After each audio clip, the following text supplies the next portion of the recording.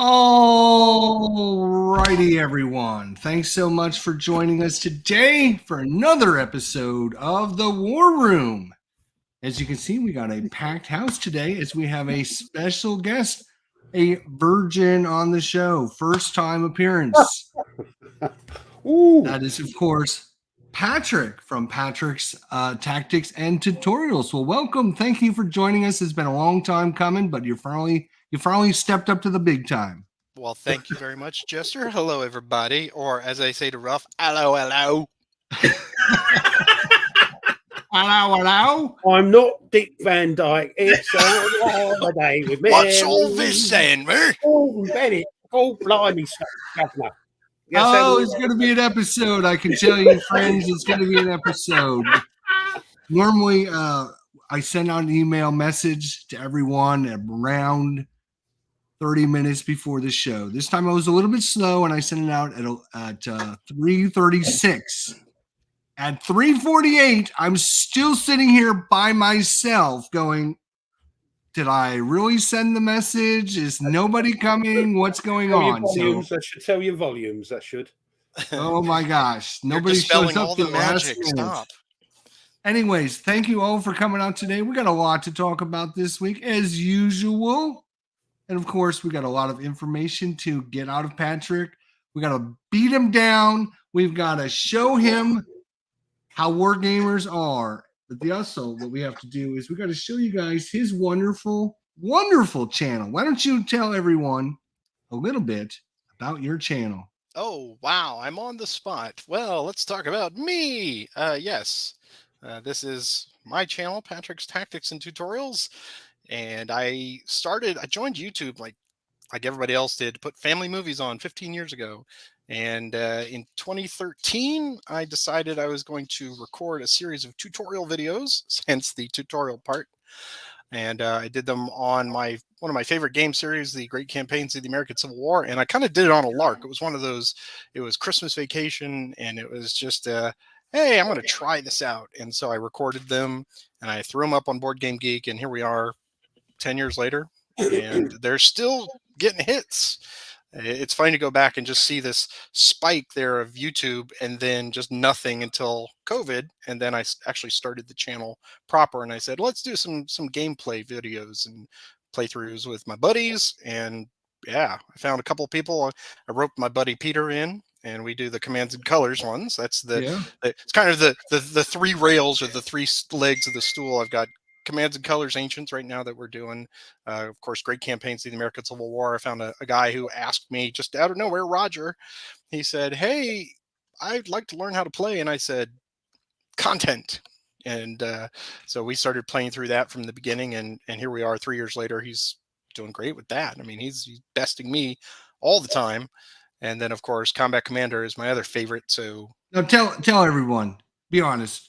Isn't Combat Commander one of the best games ever created? Absolutely, without a doubt. And it is so funny to see people that swear up and down that ASL, and of course we can have that little grudge match coming, but pound for pound, Combat Commander is a cinematic gem of a game with total narrative and lots of fun and chaos management.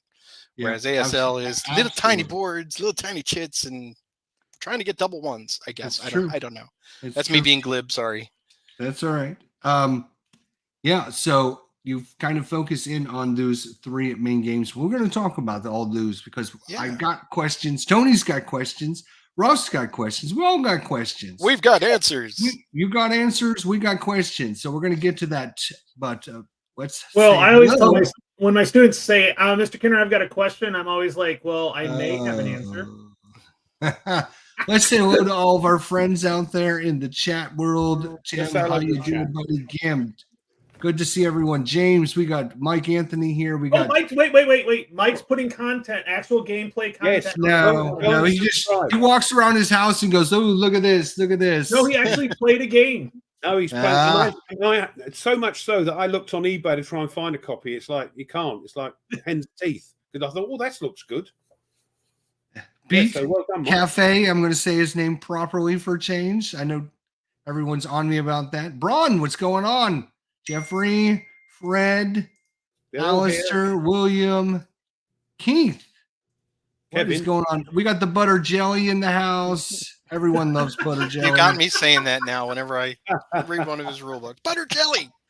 There's the Simone. Bill, Hey, how Bill. you doing? Good to see you. Richard Kerr's in the house. Hey, Fredo Sullivan, Michael DeLamaire.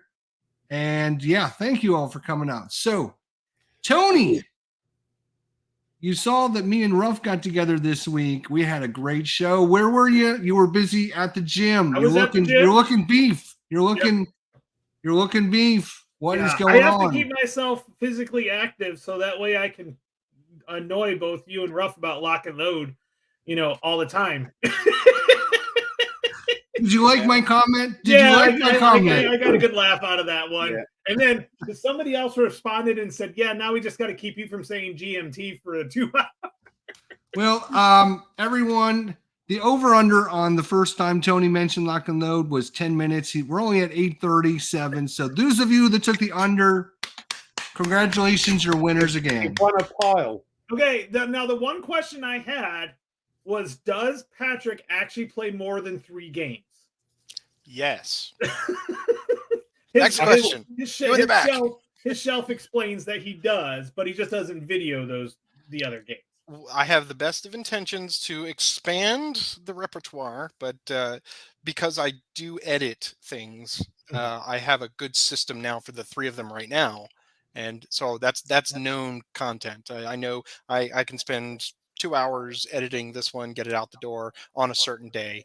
But yeah, I've got a list of games that I want to do eventually that don't have a lot of representation online and would be great, fun multiplayer playthroughs, but that requires getting people together and doing the editing and everything. So a lot of people shy away from the editing, but that's just kind of the value I like to add. Yeah. Here's the thing. We talk on our show. We've mentioned it in the last 3 years, probably about 20 times, about how wargamers don't get to really invest in a game series because we're busy playing a scenario or playing the game and then putting it away and getting another game out. Very few of us delve into a game deep enough to understand how to play the game. You, my friend, are fortunate. You know the ins and outs of the game. You know the system. You know it because you've done it 20, 40, 400. What do you got? Command and Colors is up to 439 last time I saw. Yeah, well, that's the great thing about it. We renumber them in Vassal, so each one of the expansions is like 2.0 and 3.0. I think officially we have 113 as of this morning when I dropped the Spartan episode. Wow. So but that's Still a lot. almost. Yeah, that's really awesome. We bow to you. But see, that's the thing. There's 2 arguments to that. People love consistency. And they love Saturday morning breakfast, cartoons, and Commands and Colors. But at the same time, familiarity breeds contempt. So you got to find that little razor's edge where people are like, I've seen that before. I don't need to see it again. Right. To be honest, wargamers, we're a different breed, and somebody that focuses in on maybe 1, 2, or 3 games. I know a lot of ASLers out there. Speaking of ASL, we call that a lifestyle type game, where you can spend your whole life just playing all the different ASL things. People that focus in on just understanding 1 or 2 or 3 or 10 games they get that experience that we as part-timers don't get that experience. We struggle with the rules. We struggle in understanding. Should I be attacking? Should I wait?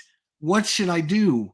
That only comes with experience, and that comes with playthroughs, and you definitely can see that you have the experience and the knowledge that you've earned by playing through those scenarios. Why, thank you. I appreciate that.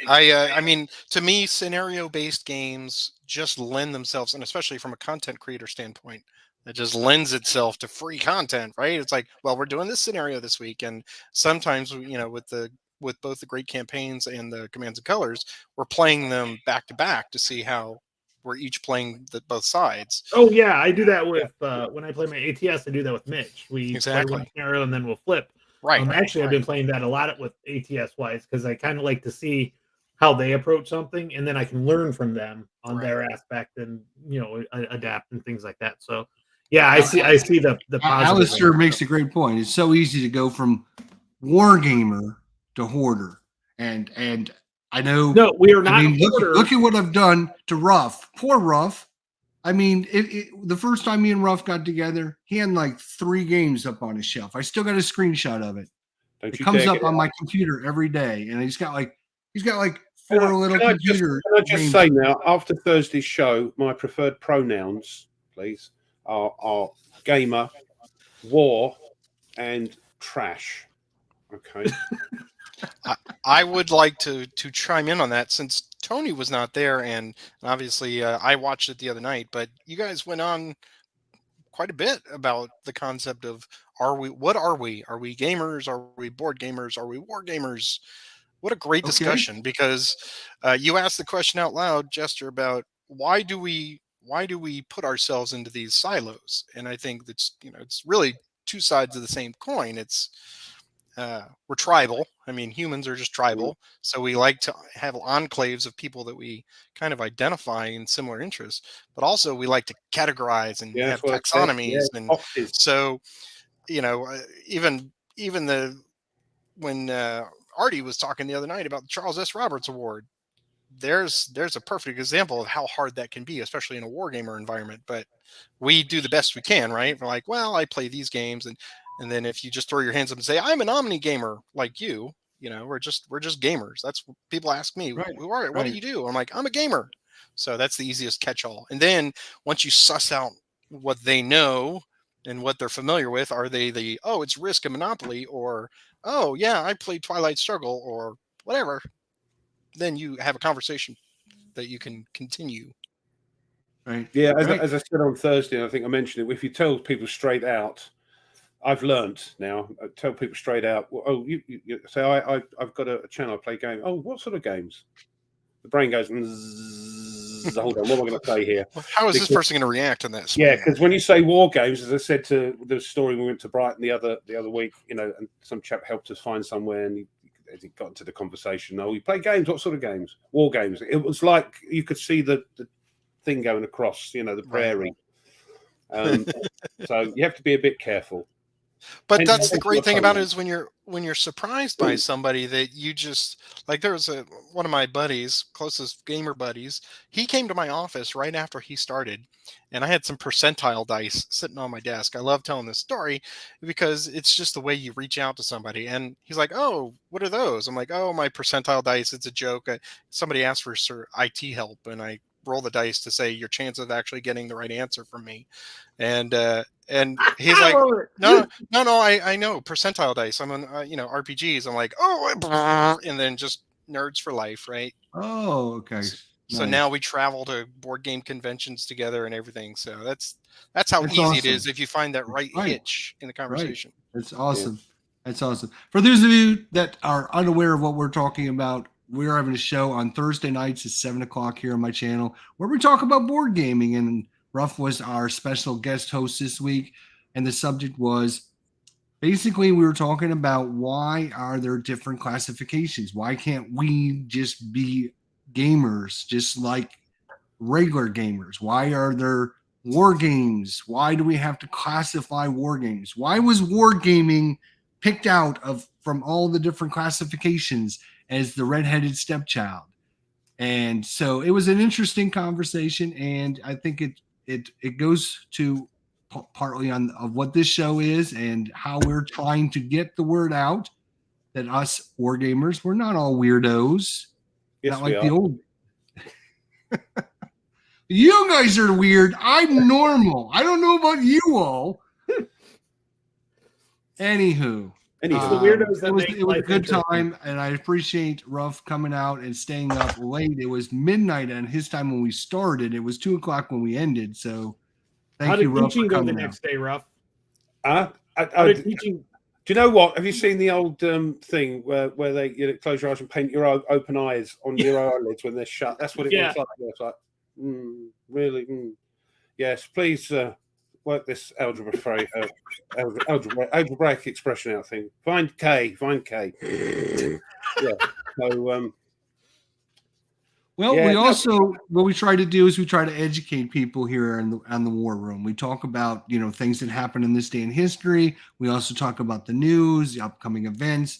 One thing I think we should talk about is kind of the big wargaming news that happened this last week, or the announcement, I guess, was that we now have a new director of the CSW award shows. And as Alistair has reminded us in the chat, Artie from Art Wolf is now the new director of the CSW award show. So that's kind of the big news in wargaming now. What do we need to do? Is there any way? I know we've made fun of it here on our show, like a couple years ago when we had Wolfpack, a non-war game winning No, that's Mike's game. Shoot, I mentioned it, didn't I?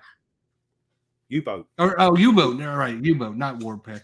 No, that's U-boat won a couple years ago and kind of made a mockery of our award show. So, what do we think, Tony Ruff? What do you think? Well, I mean, we wish him luck, but yeah, he's a better man than I am, bung it in. But Karma's a bitch. That's all I have to say. And he actually made that comment. He's like, "Well, karma came and got me. I complained enough about it." And So, hold on. I haven't finished. Go ahead. Did you see that? I know, right? It's terrible. Stop it. So, anyway, I did watch his little video, and he's not been some of the things he's said about it haven't been the kindest in the past. So I'm hoping, and as he said, this time the 2021s, I think he's just getting them out of the way with the team. Maybe we'll see from next year's Charlie's and on from there. Maybe hopefully he can bring in his wargaming head and make them something that we all look forward to watching every year. Yeah. Sorry, Tone, go on. All right, Tony, what do you think? Oh, I'm done. He's somebody I would at least know that he would at least run things through first before just letting it go. So I may not agree with him on some things, but who's going to agree with everybody on everything? So that's okay. But at least there will be some standards set for that. So I think it's a good idea. I'm glad, like I said, karma's a bitch. He complained. He was probably one of the more vocal. So good thing. It didn't get to us. Yeah. But he actually made a list line for line what exactly was wrong. You just said this is all crap, basically. But he made a list of this one, this one. And I think that kind of got him in we're going to do that. So, you reckoned it. Okay, you have the job. I'm off. Yeah, exactly. Yep. It's like if anybody had to rank combat commander scenarios, it's going to be Patrick all the way. Like nobody else. Like he's played enough of them. By the way, I'm just curious, how many roughly have you played of combat commander, Patrick? Not video, like in general, like all including over 200. Oh, yep. Yeah. Well, I've played a bunch. I've probably played a 50, and I'm 60. only what I would consider a middling player. I mean, on the ladder, and I'll talk about the ladder here in a little bit. But on our ladder, I'm average at best. We have some, we got some sharks on the ladder, and they are every bit as good as their because I use the area rating numbers that Avalon Hill developed way back, and I just adopted those for the ladder. And we have people that are, you start at 5,000, which is average, and we have people 63, 6,400, which is, that indicates that they don't lose very much. Right. Are they taking it a bit too seriously, like ASL tournaments, do you think? Or no, not at all. And that's the great thing about it is the community is very warm and inviting. It's just that when you play, sure, your skills shine out. I mean, if you're good at it, you're good at it. Don't you think the fact that Combat Commander's been out of print for a couple years now is really dragging it down? I had this conversation with Gene, not face to face, but I he was in one of While I was Tony's live playing streams. Mr. President. And yeah, he was playing Mr. President with Gene, the owner of GMT Games. And I basically asked him point blank several tough questions about Combat Commander. How come it's not getting a reprint, blah, blah, blah. And he probably gave us the information that Combat Commander should be in the beginning of 2023. So next year, quarter one, he's supposed to be reprinting it. It's I'm going to hold him to that because I've got screenshots and he's going to be coming on our show sometime and I'm going to show him those screenshots. So, I think the reason is because you showed him up publicly, you know, that's one of the reasons why you haven't got yours yet. Yeah, I know. We'll get to what we got this week. We'll get to it. What do you think? Combat Patrick? Commander is in a tough spot on the P500 because everyone that loves it has it, right? And everyone that's trying to be introduced to it, they've bought it on the P500, but it's just not fast enough to get the numbers because of all the new hotness that's constantly coming out every 22nd when Gene puts that letter out.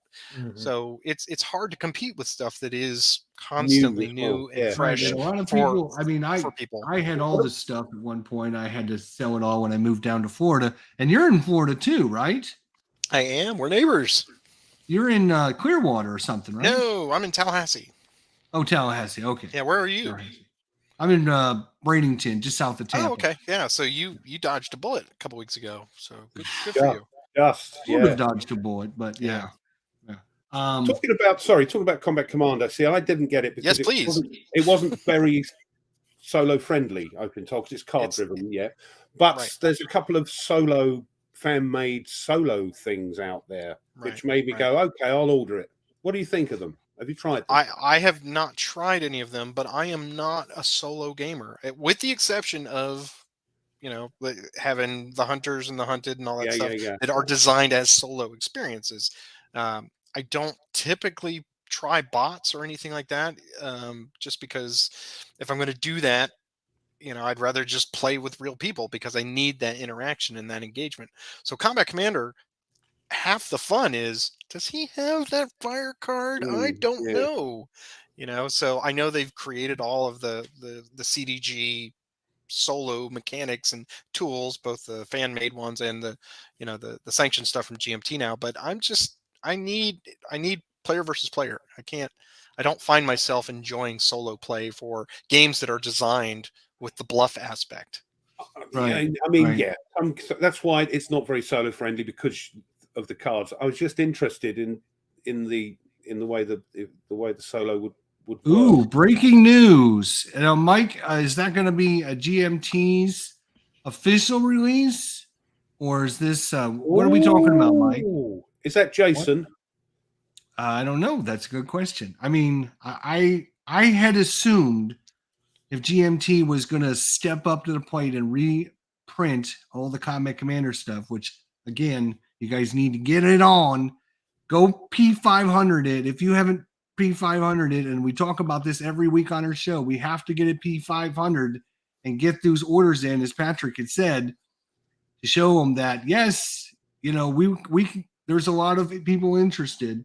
That'd be interesting with Mike saying if it's their own design, like through Jason or somebody like that, or doing like they did with the CD thing, the Stuka Joe thing, taking somebody else's thing and adapting it.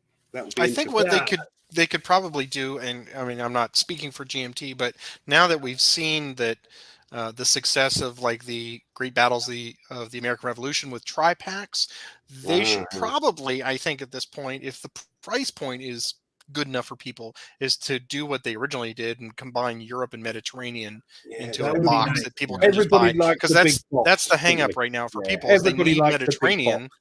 Right. Yeah. They need Mediterranean and it's sitting on P500 and it's not making it through. Yeah. So if you guys would help, go to the GMT P500, Combat Commander, Mediterranean, whatever's available, so we can show them that there's still a lot of interest. I just can't believe. I mean, when you go look at the prices for this stuff, secondhand market, it's like almost $200 for the base game. It's crazy. No, don't they? You can't get it. That's why.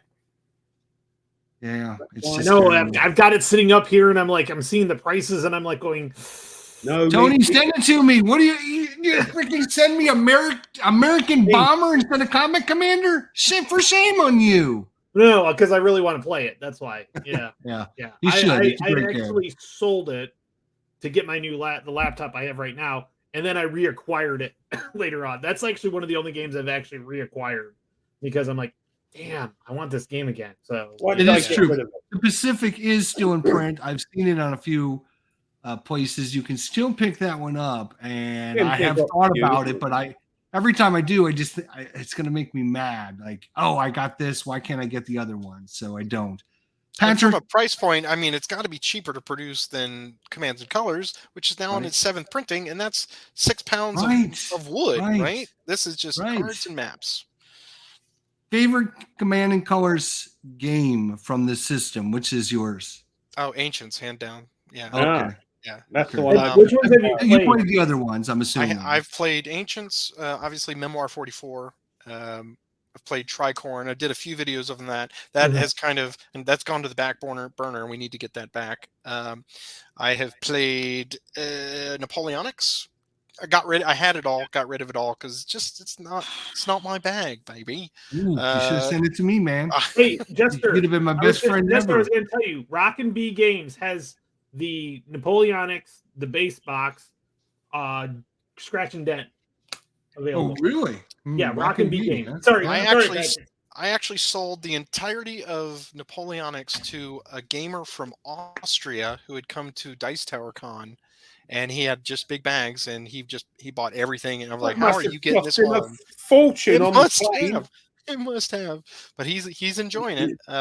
I've played everything except for I haven't played Samurai or Medieval yet because we're going to do that as part of the show. Okay. We will we work got our way one up on into you then. into Farmland. oh, good. I've done Samurai a few. Yeah. I've I not like done. the Samurai. Oh, good. Yeah, I hear it's a different bird. It is. It's got that fate system or chi or Yeah. whatever it is that you can use as a special resource to activate some of your cards and special abilities and stuff. So And I've not played Red Alert. I was just going to ask you about that one. 'Cause Yeah, when no. everyone talks about Command and Color system, they always forget about that one, and that is Yeah. supposed to Now, be like super Tony, good. I just reacquired. It's up on the shelf up there. I just got Battle Lore because somebody was selling it real cheap. First edition, had the first edition. I'm like, I want the first edition again. Beautiful Days of Wonder production. So I got that again. Whether or not Yeah. it'll get to the table, we'll see. But at least you have it now, right? Exactly. Yeah. Yeah. Dead air. Yeah, sorry. It's like that- We're just giving everyone a chance to breathe. I thought I'd gone deaf there for a minute. Tony, you got a new package? You got something? Let's go to that part of the show where we can get Tony Well, rolling. sharp because he's got objects. I'll tell you what, Alistair, before you do that, please. I just hope that when Ardy takes over the Charlies, he has a category for the best looking bald YouTube creators. Ooh, We're in with a Right. chance, Tone. We're in with a chance. yeah, yep, that'd be real nice. Yeah. Think on Ardy. I'm sure he will. So we're going to get into the what did we get recently kind of part of the show. And nice. They had it it was on sale for $50. Did you see it when I posted that? Yes, Was that yes. where we you saw posted it? that. Okay. Yep. Yep. So for those of you that don't know, we actually That's host a a Facebook group, and we try to keep everyone in the loop with all the board gaming stuff. Try And all the to. special offers, yeah. And great. one of them was me posting about that somewhere along the lines. I don't know when it was, but Oh, and I've not played Great War. Thank you. Yeah. Thank you, What the about chat. I Battle forgot. Cry? What about Battle Cry? I have it, and I have played it a lot. Yeah. I love the Civil War as obviously. Yeah. It's at the bottom of the stack, so I don't get it to it as much on the table. there it is right there. That was from October 12th. I'm so glad I helped you out, Tony. Yeah. No, I meant to tell you that, but I think I may have. But yeah, these are nice. They're pre-rounded. I'm not going to have to do anything. I just Yeah. read the rules and start playing. It's a standalone one But as well. I did back the the first one, not the second. This is not a second printing. This is not a reprint edition. Yeah. But yeah. Speaking of Flying Pigs, we're actually going to have the owner of Flying Pigs on November 5th. So not this coming week, but 2 weeks from now, we're going to have Herman Lutman and Mark Walker on as special guests on the show. Anything we should tell them from you, Patrick? Hello. Okay. All right. I can't keep away, can they? Did you buy the expansion, Tony? No, I did not. Okay. Just this one. I like I said, I may end up getting it, but yeah, I just went with this just to start off. Everything I've had from Flying Pig has been phenomenal. So, and I've started watching some of the playthroughs of the system, and I'm like, oh, it's an impulse system. Okay, I'm for it. It's impulse. I'm starting to get to the point, but it's also different where you keep track of how many points you have. Yeah. Mm-hmm. So you can always activate a unit to move, and then to fire, and then to rally. And so you can do all these things with one unit, or you can spread your points out around for all your other guys. It is very. You play the old school tactical there, Patrick? Have you tried that? I've never played it. I hear good things about it, but not played it. Same here. One day. You'll find that's a common question answer from me is like, I've heard about it, not played it. Because going back to what you said, I play 4 games over and over again. Apparently, that's what it seems like. Yeah. Well, I mean, that's, to be honest, I don't know if you watch the show every week, but a couple weeks ago we did a where you could import your board game geek collection, and then you can rank your games, and then sort your games, and do all that stuff. And I had like 104 board games, and I'm like, oh my god, what am I doing with 104 board games? 104 board games? That's adorable. Well, these are just my war games. Let me show you the board game closet over there.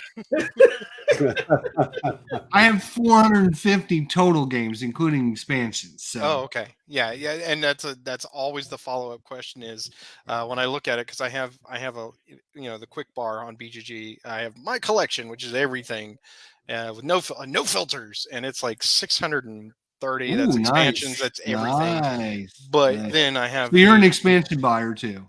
Right, and then I go through and I have the curated version of it, which is just the pure one title, without all the expansion nonsense. And it's like, oh, okay, it's more like 350, so it cuts it in half. Oh, here's James taking that away from me now. What is going on? Oh, he canceled the order because shipping from Cincinnati, Ohio, 150% of the base price, huh?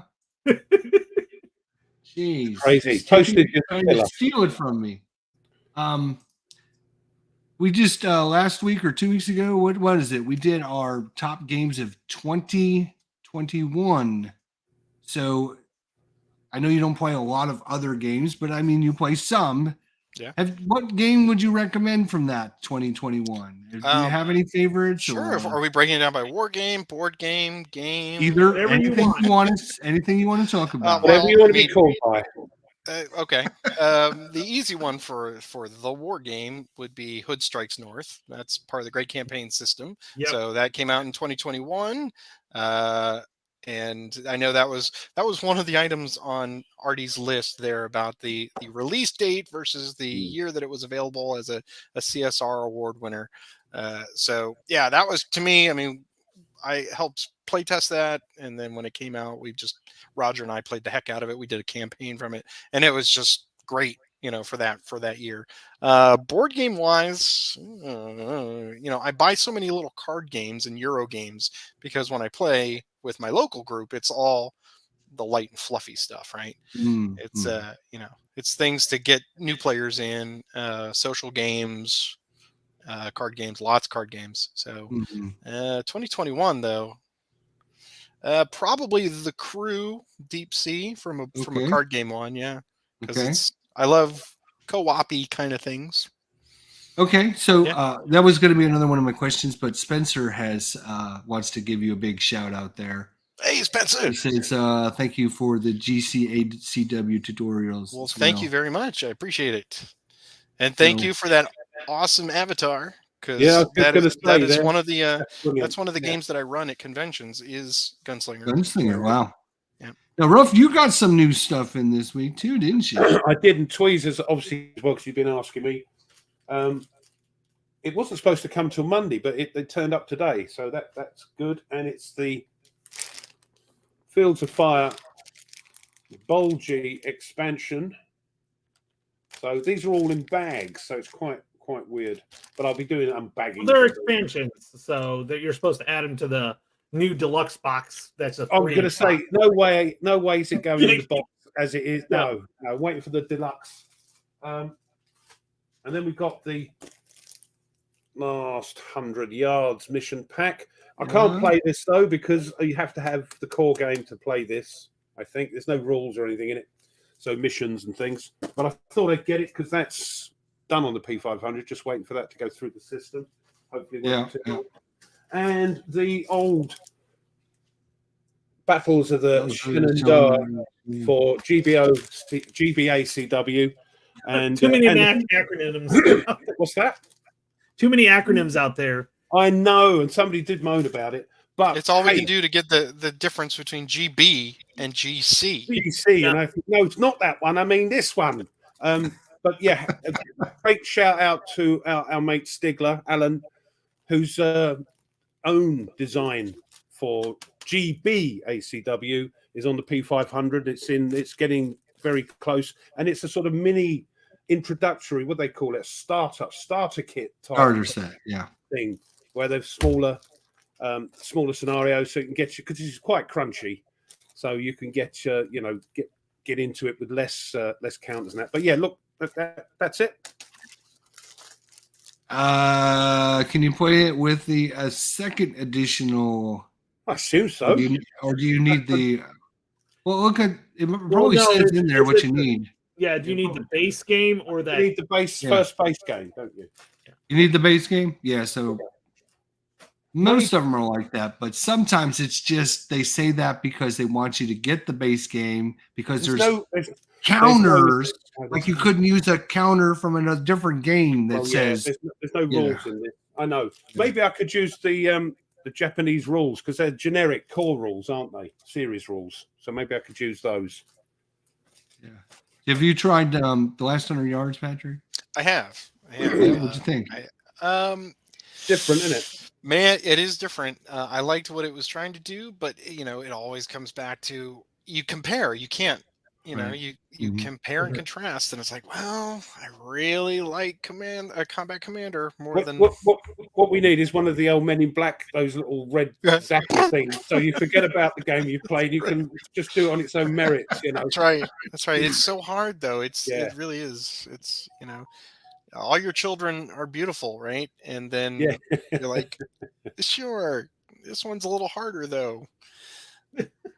I mean, I play a lot of different tactical games, but I'm also on the impression of, this one's different, so I'm gonna, get this one. But I'm also like you in that, after I get them, I play them a couple times, and then I go, oh, it's just not what I wanted. For me, the big thing is I'm looking for theme.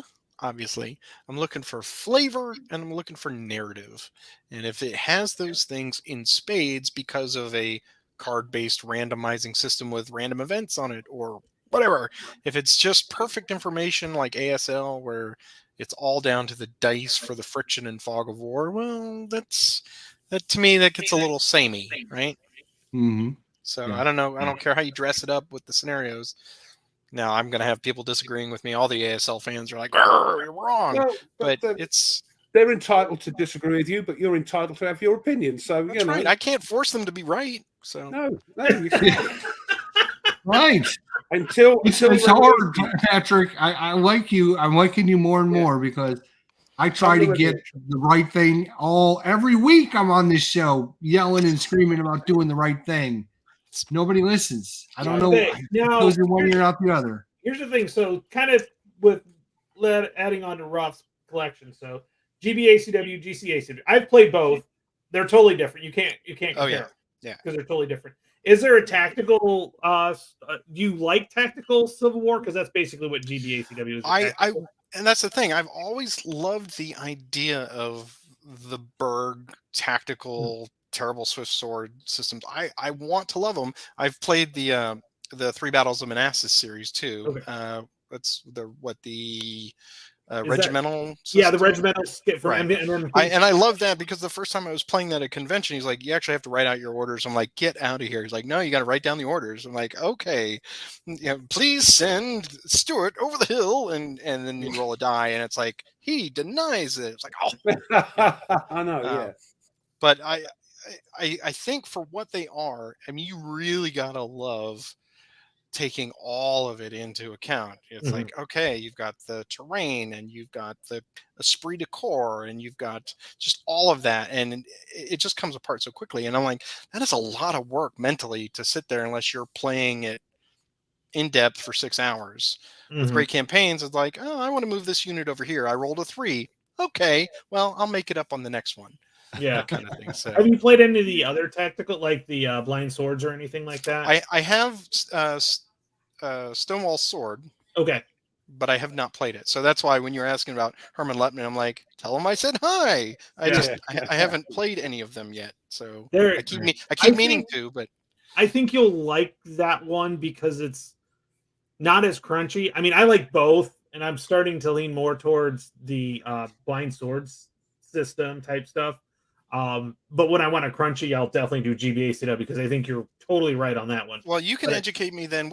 Is there a difference between the Blind Swords version and what they're calling the Black Swan? There's there are differences, yes. There are differences, but a lot of the core mechanics are the same, but there are enough differences that you're not going to get confused. And there's another system now out there which is doing the smaller battles, which is the Shattered Swords. Okay. So you have the Blind Swords, then you have the Black Swan, which uses cards, and then you roll on the card to see who activates. Okay. You flip, so it's a little different. And then the Shattered Swords, I was watching Kev Sharp do a video about it today. That one, you pick like maybe 3 cards from the same. You pick one card of 3, and it's like a maneuver card, an attack card, or a defend card. And when that comes up, you do that one. So they're different in that aspect, but the kind of the battle, he says, is because he's played all 3 of them, it says it's very similar to it. But I think so the Blonde Swords. Yeah, Blonde Swords. Yeah. Even Kev was saying he had to make sure he got the right one. So the Black Swan system and the Shattered Swords are more similar than the Blind Swords altogether. Okay. Blind Swords is chit pull, which is really cool, great for solo, but it's great because you don't know when you get to go next. It's not an all I go, you go. And as I was saying, impulses and things like that are kind of the way I'm leaning towards games because I don't like to sit around and do nothing for an hour while somebody moves off the ship. And I think that's probably why I love the operational scale, but things like OCS, and I'm sure, Hardy's going to be like, shut up, you. OCS, and when I see guys playing it, I'm like, geez, you got to spend 30 minutes doing all your stuff, and then I'm going to go get a snack. You do all your stuff. And I loved OCS until BCS came out. Okay. And now I really like BCS. I need to get back into it because they did the second edition rules, so they've tweaked them. And I know there's a big enough difference, but I need to get back into it because, again, you're activating one division. And then then the other person activates a division, then you activate. So it's not all at once. There's still I go, you go, but it's more of an impulse, activation. And I'm finding that those games grab me more than, okay, I'm moving all these guys, and then, okay, I'm going to go, okay, that's a turn. Right. Because a lot of times with impulses, if you move certain ones, and it may open up a door that now you can take advantage of, but if it's all I go, you go, you may open up that door and then like, oh, there's a door open. Okay, I'll close it up. Exactly. So that's why I really think the impulse, and I am a solo player, but I'm actually leaning more towards playing with people. Well, I saw you and Mitchell are playing, right? Yeah. And my last game of the top 10 is MBT, and me and Kev Sharp. I've already talked to Kev Sharp. We're going to play good MBT. Deal. So. Good. So it's a lot of fun. And then I do want to get with you and play some Combat Commander. Absolutely. You'll beat me. I already know that. But That's the great thing about it. It so truly is any given Sunday because I don't know, Tony. There's no dice. You might have a chance. oh, that's right. It's there are card flipping. dice. Yes. Yep. You're right. You're Well, I right. mean, he doesn't have to roll dice, so because Trust me, I can that. pull the Snake Eyes card quick. You know, in this is a low odds attack, and then I'll just roll my defense and like, oh, I break anyway. Hooray! How And about that's the fun of I've played a few games of Combat Commander, and I started getting it, and then I kind of all of a sudden I was doing something else, and I just got away from it. But, well, that's all of us, right? Yeah. And that's why I kind of the challenge of this is to be deep enough on some games so that you are knowledgeable. So every time they hit the table, I'm ready to go. I'm sad in that everyone I know is very wide on games because they buy them and they play them and they try them and they have opinions on them. And I'm like, well, I have them, but I don't quite get to them. So, you know, that's always the challenge I just of every had wargamer. my 65th different game on my channel last night because I went through the other day and was keeping track. So now I'm keeping track of how many because I got. I mean, and if you make the effort to do that, then it will pay handsomely. I think I was flipping around on yours because on my YouTube channel, you know, I go through the subscriptions. I'm like, oh, he's doing Eldritch Horror. That's cool. You know, I want to watch some of that. So, yeah, I'm impressed when you do the sports ones and you do the, you know, the one player version of things like Arkham Horror or Eldritch Horror or stuff like that, because that's just I'll sit down and I'll just have that in the background and I'll watch it. It's great. Well, tonight at 7:00 p.m. Eastern Standard Time, if you're available, come on by. We're playing. There we go. I've watched that game. Pronounce it properly. Lancashire. No, Lancashire. Sorry. That's where they make the beer. Lancashire. So we're playing that tonight on the channel. That'll be number 66, different game on my channel. Well, so you are checking three different ones on your channel. I've got. I go wide. You go tall. You are super tall. I want to do. Yeah, I want to have content that is repetitive but different, right? Yep, absolutely. Because we still get people on the comment section. It's like, hey, you did this little rule wrong on Commands and Colors. I'm like, I've been playing Commands and Colors for 16 years, and it's like, you don't know what you're talking about, right? How do you forget that rule? So yeah. Well, that's the speaking of new games this week. Thanks for asking. Yes, I did get a new game this week. I totally intentionally did not ask you. Right. I got a war game this week. I got a lot of other things, but I actually got a war game this week. Probably one that I can almost guarantee not a single person in the chat or on this show owns besides me, and it's a war game. Duel of the Giants. Yeah. How many of you out there own Duel of the Giants? Anyone? Never heard of it. I had Duel in the Dark. It is, but I got rid of it. This is, it's actually made by Z-Man, but it's got the German rules. It's weird. It's like German, and then underneath is like the English. It's like backwards. Not for German people, it's not. Well, that's true. Duel in the Dark. Yeah. We're not talking about Duel in the Dark. We're talking about Duel. This is East Front, man. This is East Front. So it kind of reminds me a little bit of like what's that other one that just came out? Stalingrad, Undaunted, and, Heroes of Normandy. Oh, that's Big Red Run. Yeah, that Heroes of Normandy. Yeah, the big bad or big red one. It's kind of similar to that. Okay, it's kind of a abstracty kind of game. But yeah, it's kind of a Euro war game, which I think, we need more of, to be honest, because a Waro. Wario.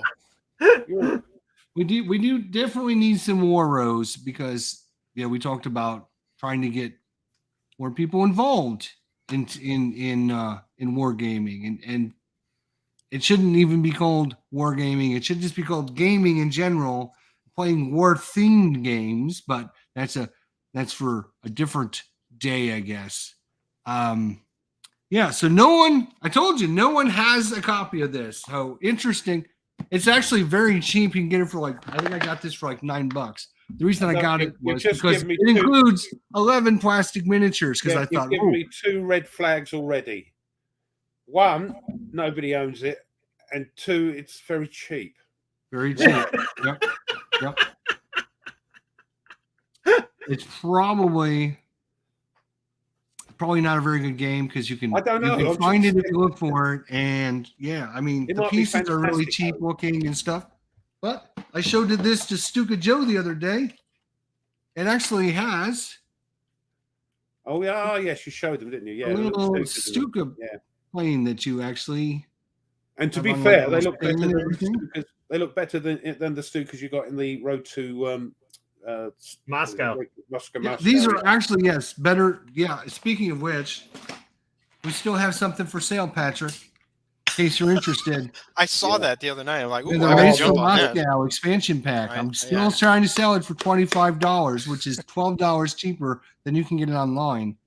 So if you are interested, let me know. The Axis Aircraft expansion pack. Selling them for $34. $37.99. $37.99. My good grief, Miss Jones. So I'm trying to get it. I'm trying to save you guys some money out there. Trying to save you guys some money, and I'm willing to sell it to you for $25. Just because I love you guys, and I want to share with you guys and give you guys the best out there. Terrible. Okay, now so here's the one thing, and I know you kind of were kind of mentioning this. Would you live stream your games? Well, Tony, that is a very good question. So I am total novice in the live streaming aspect of things because so much of it is polish, right? I like to cut out the dead air, and especially if you're playing a game where there's a lot of thinking time. You mentioned it, I think, on something you were doing with Mitchell. Yeah. You cut out 10 minutes of like, which unit am I going to move? Because nobody wants to sit around. Now, in a live stream environment, my philosophy has always been when I started the channel during COVID, people are watching marble racing, and Twitch is a thing. People will watch people play video games. So I was like, I've got a chance. So if I cut out all the dead air and I put a little polish on it, shine it up a little bit and make it a tutorial base, perhaps, so people can either learn about the game or learn if they want to buy the game without any review or any opinions, just kind of see it in its free range environment. Well, then that's a service I'm glad to provide. Yeah, I would love to live stream.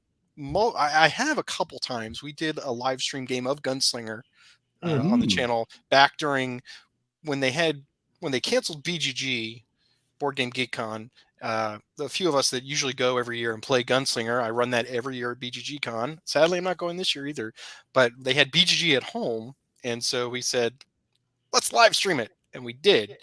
We did it on Discord, and I recorded it, and I polished it up. Actually, no, that one I just said, it's 4 hours. Print it. I'm not cutting anything out of that because that's the thing with editing. I dislike when you're watching somebody on a camera and you see the cuts and you see the they jerk about. Yeah. I'm not. I was like, if you're going to do that, don't edit that. But with Vassal, nobody knows. You just start talking. So that's the great thing about it. And again, nobody needs to see all this. So if Peter and I have talked about, let's put our little heads up there and we're just playing and talking. I'm like, nobody wants to see that. He's adamant. No. So, I know. Yeah. When me and Tweez do that, he insists on putting them up there, and I go, you don't want to see our ugly. You go, they're coming up there. They're going up there. So you can see when you get excited or annoyed. They can see your face, that and your face palm and all that. Oh yeah, and I'd like to think that when Peter and I are playing Commands and Colors, and he kills a leader, that comes out in the voice, and so it's theater of the mind. But you're like, oh. Yeah, but when you see me go, yes, adds a little bit more to it in your face. True. That's true. Yeah. Suck it. Well, I'll tell you what. So probably the games that you do. I mean, obviously Combat Commander. A lot of times it's like you really want to get it set up before you would live stream, because that's a lot of dead air. Oh yeah. You know, Well, I mean, that's the great thing and about you cut that out a lot. You edit that out. You're like, and I'm gonna, well, Right. I'll come back to that. Yeah. right. Yeah. Boom, done. Oh, Right. that was great. You know, but like Combat Commander or Command and Colors is generally put up the scenario and everything's ready to go. You don't have Right. to do much. Right. And so like that, you know, I'm my daughter, you know, Natalie, you jumped in on our call. She's like, so we stickered all the Sparta. So Sparta's all stickered. So we're good to Right. go. And we agreed we're going to play a game first before we actually live stream it, because I plan on live streaming them. That's awesome. And That's so great. we're going to live stream the actual physical play of it. Good. Because I literally twisted my ankle on a live stream. On a solo game. How does that happen to me?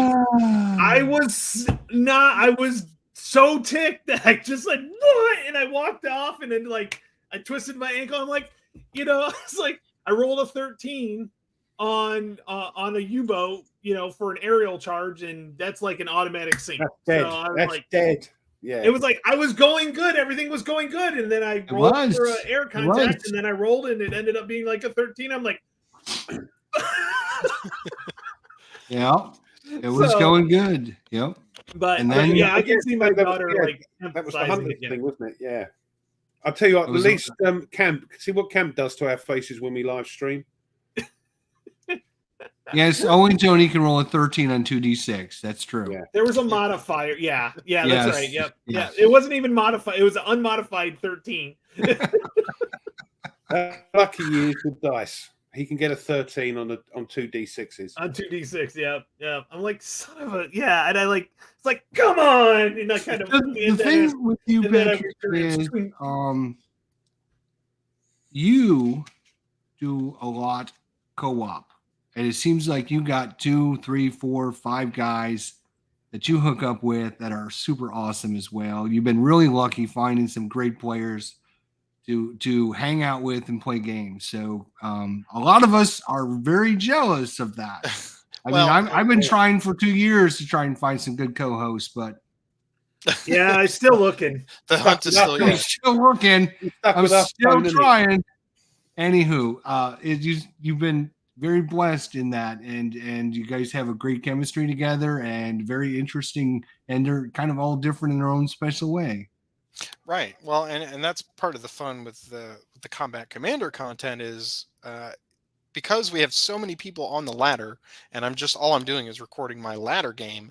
The way it's working out with the ladder system, that I'm really getting a new opponent, somebody I've never played with before. I had maybe 1 or 2 repeats, but I try to space those out. So I get somebody new first time, and I'm like, "Are you okay with me recording?" I've only had one person say, "I'd rather you didn't," and I did that. I just played through the Vassal afterwards, and that worked out fine. People kind of like that too. Sorry, But, sorry, Pat, sorry to interrupt. This ladder you keep going on about, is that Oh. the GM? Is that the GMT one? It is. It's not a GMT Because they mentioned one on their newsletter. Yes, don't that they? is the one that they mentioned in the. Do you have a link monthly. you could share with everyone? I sure do. Let's see here. I can actually. Or do you want to share your screen? Because Sure. if you Let go me down the share bottom, my you screen here. can and I will share your pull- screen, and then pull it we up can here. kind of let people know what we're talking about. Oh, good. I asked something relevant for a change. Hey Mo, how you Hey, doing? Mo, Good yeah. to see you, buddy.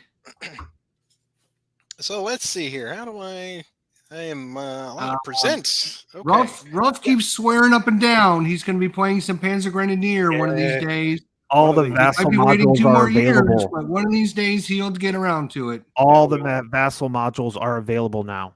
Oh, they're not without sort going of through private the now. thing. You don't have Not to. at all. All right. No, No, Sorry. they're we- available. Just go to the Panzer Grenadier headquarters. You don't have to do the. Oh, really? You Yeah. can? Whoa, that's great. You just had to go through a course, didn't you? nope. So what do we have here, Patrick? Show This us. is Tell the us. this talk is to the us. the Combat Commander ladder.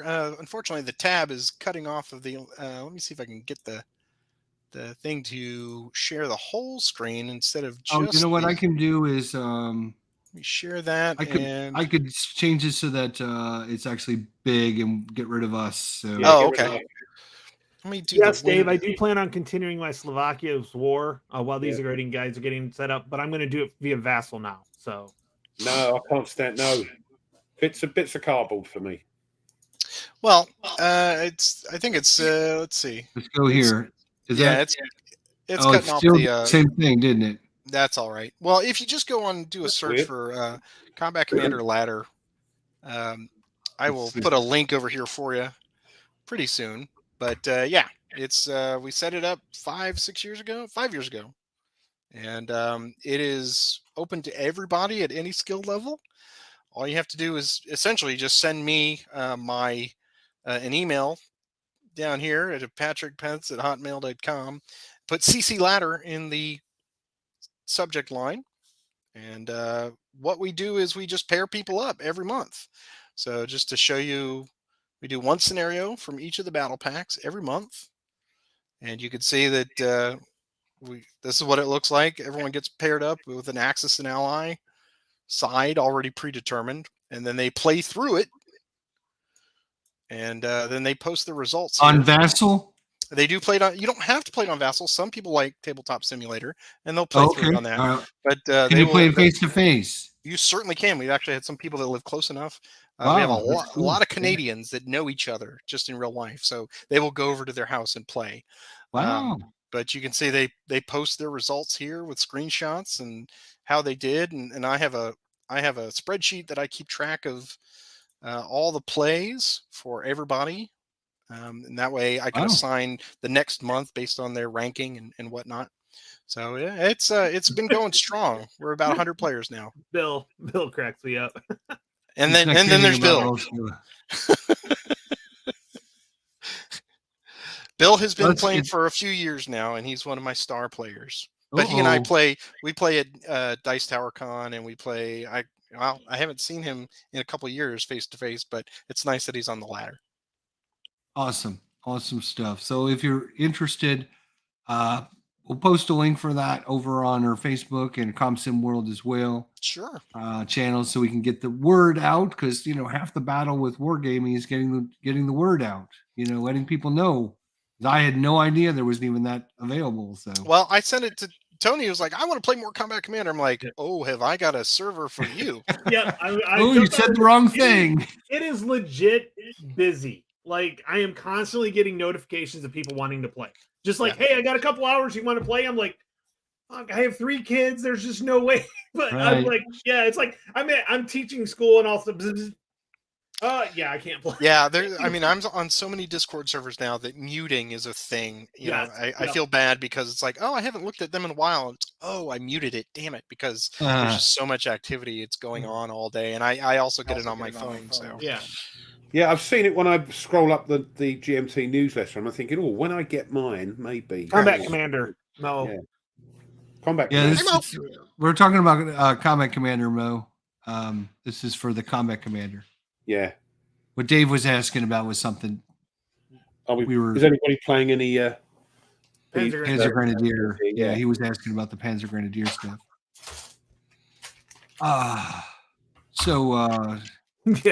Yeah, there's definitely too many. Yeah, I mean, you get too many messages. Yeah, it gets crazy sometimes. Absolutely. What have you besides? What else can I answer for you, Jester? Besides what you're putting on the show, do you play anything? Any normal board games? Any normal? To be honest, games? we had to do our discussion about let's not give it a blooming category. And you've just gone normal, games. I said board games. What other board games do you play? I am like you, Jester, in that I introduced myself as a gamer, right? You're a crossover. Well, whatever. I'm an omni gamer. That means that sounds a bit. I'll play just about weird. anything. Some things grab more of my attention now, day to day, month to month. Like I have card games that I'll take to work and we'll play on our lunch hour because people love doing that, and they've never seen such games before. So they're easy marks. I'm like, oh, let me teach you this trick taking game, and and then I have the whole spectrum of, okay, we'll get together and we'll play Terraforming Mars. Like there was a game going today. Are you in? I'm like, no, I got something going on. I got some guys to hang out with. And then speaking of Terraforming Mars, and I hate to interrupt you, but you just brought this up. I literally just got a message on my screen that the Blue Tweezers just started Terraforming Mars. So he's left our show to go play Terraforming Mars for shame. Charming. Second fiddle Wow. to tardigrades. I shall Okay. have words. This I'll is be having so. words. All you guys out there, I'm watching you when you're not on the show. I'll know why. But I'm I sorry, go save ahead. I save the as Ruff would say, the crunchy ones, the war games, for stuff that I can either create content for. I have time to really kind of ruminate over and go, oh, we got a week before we play the scenario. What's that going to be like when we play it? And then when I clean it up and I can go back and watch it and go, oh, that came out pretty good. But it's also just a fun game to go, oh, wow. Oh, I rolled a 1-6 there. Oh, it's just, it's reserved for a war game, whereas I would not get that same experience. Now, I'll take Combat Commander to a con, but I actually get more enjoyment teaching it to new players than I do, and then we had one guy that I taught him last year. We played again this time. He was still kind of a novice, but then he was playing with somebody else, and then he said, you want to play this one again? I'm like, yes. So he and I played, and he got to, I got to actually enjoy the playing of it. And yeah, teaching games is such a passion for me that I get as much enjoyment out of it as doing well in a game, whatever board game definition you're going to use. Yeah, But I you mean, do- for me, you do- like, I Go ahead, was bro. just going to say, for me, I do mainly solo on my channel because, unlike you guys, I've got no friends. But when I do get together with some people like Tweez or yourselves, it's just getting together with other people and having fun. The game Right. sometimes isn't secondary because I enjoy playing the game, but it's being surrounded by people and having fun. You get the die roll you want, and you go in your face, and they go, "Well, I'll have your back, Ruff." And Right. it's great. Yeah. Statistically, if I were to look at the entire cosmos of my gaming life all the way back to the the early 80s, I lose most every game I play, but I have a great time doing it. Yeah, look at me. Yeah, have you seen our live Yeah. streams? Look at me. Look, yeah. That's right. But it's I mean, great. we've fun. done 2 tank duels, multi-stream live streams, and the only person that's died in both of them. Yeah, There. yeah. But I've had fantastic fun. Well, It's- no, yeah. Well, could we consider Nerd done Oh, because poor his thing's old on nerdy. fire? Yeah, he's still on fire, isn't he? Yeah. He's still on fire, right? But he didn't die in the first one we did. Only Ruff. Ruff Mind you, my tank painted was his tank bright yellow. So Yeah, I did paint my tank yellow. That didn't help. I watch those, and that's another way that I'm envious is that you guys get 4 to 6 player games of that. I have it, and I would love to host it at a convention and get hey, come on, let's fire some tanks at each other. It works But it best, has doesn't not it, with more materialized people? yet. Yeah. that's a bummer. That's a bummer. That's my good friend Butter Jelly, and Oh so yes. he's actually come on the show and run it for us a couple times. And of course, it was on my list of 10 games I was going to play this year. Yeah. Are you part of our 10 games you're going to play this year? I guess I would He have to be. plays 3 games. How could he? Well, be on yeah, the he's got list? 3 Wow. games on the list. Yeah.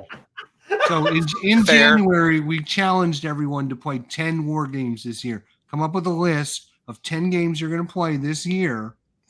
And then at the end of this year, we're going to I give got prizes and games. 2 and months stuff. left. You got 2 Challenge months accepted. left. Patrick, I've done 4. I'm going to get. Okay. I'm going to get. Patrick's grief like, from okay, I Jeff. played Combat Commander Europe, Combat Commander Pacific, Combat Commander Mediterranean. They're so different, man. They're Right. completely different games. Wow, Yeah, it's almost like you're a teacher or something. yeah. Right. Right, yeah.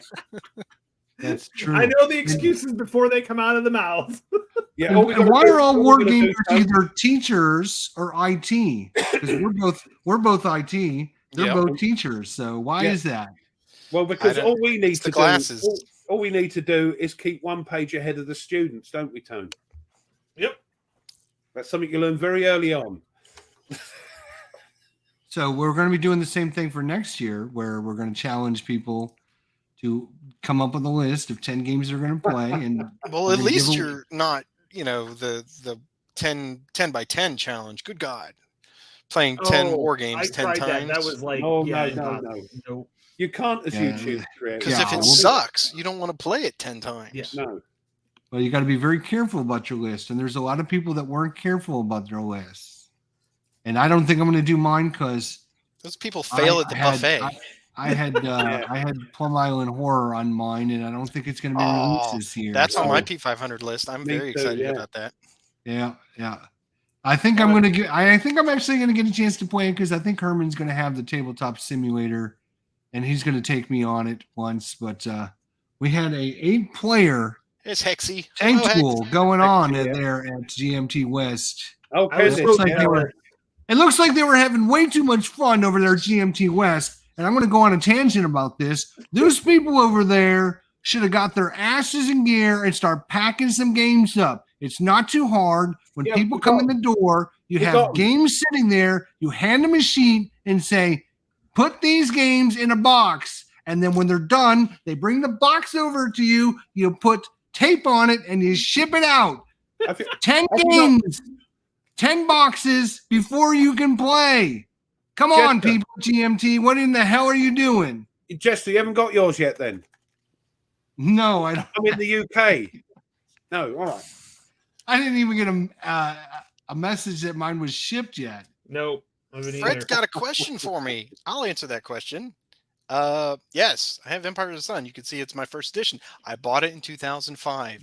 I have looked at the cards. I've watched many videos. I've gone through Judd Vance's tutorial vassal replays many times. I've had John Sy offer to teach me how to play. I've played Breaking the Bismarck Barrier, and it's still, the game system confounds me. That is not a knock on anything. It's just because I focus on so many other things. That's the ADHD, I guess, part. But it's like I want to, but I can't get another person to sit there and play it. And yeah, you know that excuse. Well, when I get to play mine, I'm going to contact Mark and say, look, help us out, mate.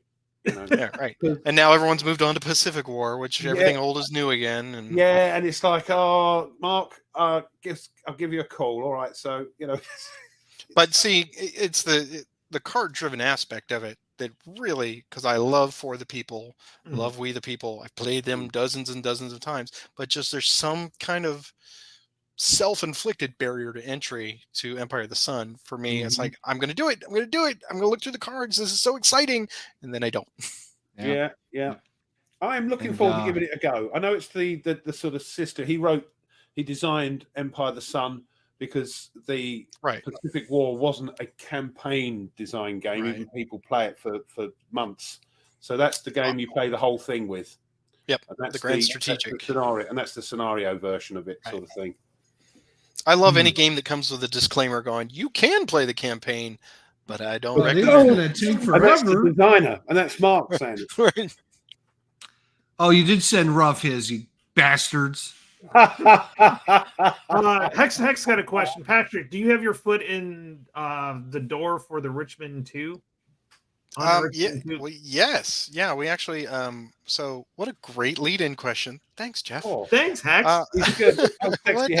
So if you go back, I have a playlist. We did all of the On to Richmond 2 camp scenarios. We did not do the campaign, so we did all of those with the new map. So that's out on the channel. We did that about almost 2 years ago, because that was very early on. They're like, "Hey, kid, you want to try this out for us?" And I said, "Yes, please." And we did that. We had a great time doing it. So we're doing On to Richmond 2 is GCACW. There you go. You got it. I'm getting there. So it is the Peninsula Campaign, 1862.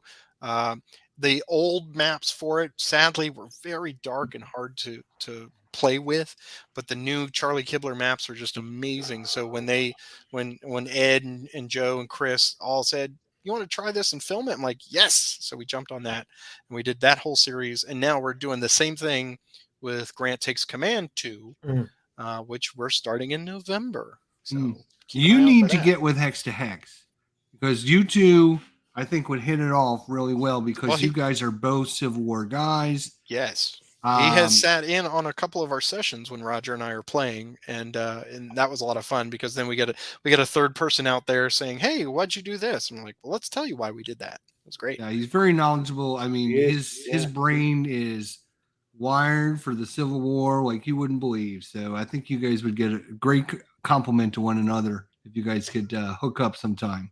Sure. I'm doing my No. best to get into ACW more than I am. So I'm That doing my I mean that's a really good point, Jester. Is I'm at that point now here 3 years into this where I'm like dipping my toe into should I do live streaming, but it's also this is where you reach out and want to do collaborations and it's Mm. not just playing against a new person, but it's also coming up with a concept and doing something.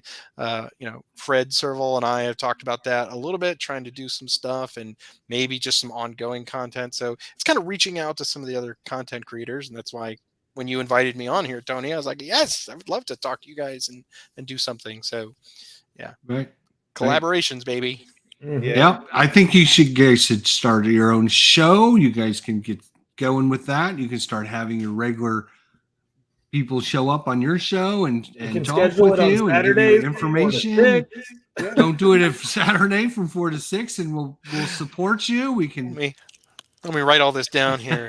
Yeah, No, take notes. no Saturdays. Networking, Patrick. Networking. I think That's right. that's the key word. That's the hip word at the moment. Is it networking? Well, I think yes, networking, and then if you're doing the ongoing content creation consistently, like we have Tuesday night, that's when Peter and I, like from 7 to 8:30, we do our 2 back-to-back. We can knock those out very quickly, and then Roger and I usually do Sunday mornings right after breakfast, kind of for a couple hours, and then if it's a scenario that's going to go 3 to 4 hours, we'll break it into bits. That's what we do for the campaign games, but for the smaller scenarios we can kind of do in one session, and then we'll edit 3 hours down to about an hour and a half. I really don't like to put videos out more than 90 minutes because I think when I look at the analytics, it's like they dropped off after 20 minutes. So yeah, they do. And when we did the live stream, especially like the Red Storm, which with Tweez like two and a bit hours. right. I wouldn't watch 2 hours of that video. I will, I'll put it on in the background, but it's got to be one of those things where I'm working on the laptop. I've got YouTube on, it's on the TV, and it's playing through. That's the kind of stuff I enjoy because it is like, let me see. What did you just do there? Oh, that's great. And I'll rewind it back. I'm grading papers watching your stuff all the time, honestly. Right. Yeah, we have the best background entertainment anywhere because if you're not paying attention, So it's great. If kids get grades they're not supposed to, it's all your Patrick. Tony's. Oh shit! It's an A. It's fine. It's fine. I got this right. I'm sure he did. When did I grade that again? Oh, damn it, Patrick. Yeah, when Hexy was on, he could hear the colorful version of it because editing makes us look polished, but there are times like son of a god for god. Beep, beep, beep, Right. beep. Yeah. Right. Absolutely. Yeah. Oh yeah, Camp Sawyer. There you go. Wargamer music. That's what it is. Yeah. Yeah, it's true. It's true. And I mean, it's funny because I'm like one of those people that I'll watch, and if it's like a 2-hour video, I'll watch the whole 2 hours because I'm like, I'm watching it to find out information or whatever. So why would I quit after 20 minutes? I'm here for a purpose. We got to give the algorithm some data to feed on. Jeez, I'm like, come on, people. And of course, I always like and subscribe. By the way, what are we supposed to do, Ruff? Hello? Oh, yes. Make sure you smash that like button, please. Thank you so much. Mash it. Tony? How hard should they We are smash not it? responsible for any damage due to you smashing the like button. Got to get the lawyer speaking there. Yeah. That's right. We've Absolutely. had a few claims already. Would you mind if I stepped away for just like 20 seconds? You're Yes. good. You're good. You go. We're going to do our Today in History, so you go do whatever you got to do. Fantastic. I'll be right back. All righty. So let's talk about what happened on this day. We're talking October 22nd. Was there anything important that happened on October 22nd throughout the history? And I know you guys are still trying to figure it all out. I got one. Who's going first? I'm just trying to figure out who's going first. You going first, Tom? Yeah, 4 British warships ran aground in Fuck up. 1707. Hold on. I've got to get rid of that one. Okay, right. Okay. No, I had to do that one because I'm like, oh god. I actually don't have. There's not like there's a whole lot of stuff, but yeah. I'm assuming that was done with that. So I that was what I had. So Well, go on, talk about it. Do you know any more about it? no, I'm assuming it was bad weather because they don't usually run on. Well, ground. no, there's a little bit more to it. 1707, you're talking about, yeah? Yeah. Mhm. 4 British Royal Navy ships ran aground near the Isles of Scilly. A guy called Admiral Sir Cloudesley Chauvel and more than 1,400 sailors drowned in one of the worst maritime disasters in the history of the British Navy. It was later determined that the main cause of the disaster was the navigators didn't know where they were. They couldn't calculate. So they ran aground. They ran aground on the Isles of Scilly. Now, the consequence of this is in 1714, there was the first Longitude Act because the government, after that disaster, put out a thing saying, come on, guys, can we have a way of measuring longitude? Oh, okay. So in 1714, that became the first longitude. That's right, because they could do latitude long before that, Yeah. but they didn't have longitude. So this way, now they've got. I see. So, I didn't yeah. know that. Thank you for educating me. There we go. There we go. I was just trying to take a Mickey out of you and hoping you would know something, and here you did. It worked out. How about that? Stepping up. Good job. Nice. What else we got? And also the war we should have won. No, Don't thank mention goodness war. we didn't. Thank goodness we didn't. 1777, the American Revolutionary War, of course. American defenders of Fort Mercer on the Delaware River repulsed repeated Hessian attacks in the Battle of the Red Bank. So those are the German or sort of German sort of mercenary chappies. In 1846, Miss Lavinia Fanning Watson, you can tell she's upper class, can't you, of Philadelphia, christens the sloop of war Germantown, the first U.S. Navy ship sponsored by a woman. Where does he get this stuff? I don't know. 1939, the Soviets clamped down on occupied Poland, closing schools and churches, banning the Polish language and typewriters, and replacing Polish currency with Soviet rubles. There we are. Nice, friendly sort of takeover there. 1944. This isn't. It's the first use of napalm. You think napalm is the Vietnam War? No, 1944. They first used it in the Southwest Pacific Theater. U.S. fighters dropped napalm oil on oil storage tanks on the Suram Island in the, well, they said the Netherlands East Indies. I've always known it then as the Dutch East Indies. And that's about it. Apart from what's happening tomorrow, most people have heard of probably... oh, no, this is another one. Sorry. 1962, Cuban Missile Crisis. President Kennedy, after internal counsel with Dwight D. Eisenhower, announces that American reconnaissance planes have discovered Soviet nuclear weapons in Cuba. Cuber. Gotta say it right, Cuber. Sorry, what did I say? No, that's how Kennedy said it, Cuber. Cuba. Oh, I say it like that. Cuber. Cuber. Oh, Soviet weapons in Cuba, and that he had ordered a naval quarantine of the communist nation. That's do you know why they called it a quarantine? No. Because a blockade, if they called it a blockade, it's an act of war. Oh, I see. Yes, as you said it, I thought that might be it. Tomorrow, though, it's nothing to do with it. On the 23rd, because you probably all heard of, if you're into the Vietnam War, Operation Linebacker. Yep. After 5 months of this intensive bombing, Nixon ordered an end to the air campaign over North Vietnam, known as Operation Linebacker, as a peace agreement between North Vietnam and the United States appeared imminent. The Linebacker began in May 1972.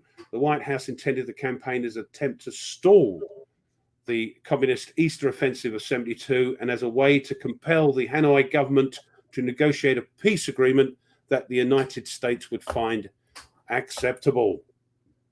Oh, yeah, nuclear. He says nuclear weird as well, didn't he? Yeah. So there we are, this day and tomorrow. this day and tomorrow. You get a bonus episode I here. thought I might get some sort of brownie points for that. You do get some brownie points for that. I think he gets extra brownie points for telling me exactly why it was important, why 4 frigates running aground was important, other than the fact that it was against the Royal Navy, and you would assume that they would know what they're doing. Nobody knew what they were doing, you know. So yeah, It makes sense to us now, but back then they needed someone with the great mind to say, maybe we should do these lines up and down as well as side to side, And how because can that we might measure it? help us. I think I might be wrong, but that's where the watches and all that. Somebody wanted to design a really accurate watch so you could tell exactly where they were. Right, to on the measure your line distance from the prime meridian. Yeah, Right. yeah. And it was quite a big prize money as well. It was Yeah, I remember reading about that. Yep. So yeah, very English again. Thank you.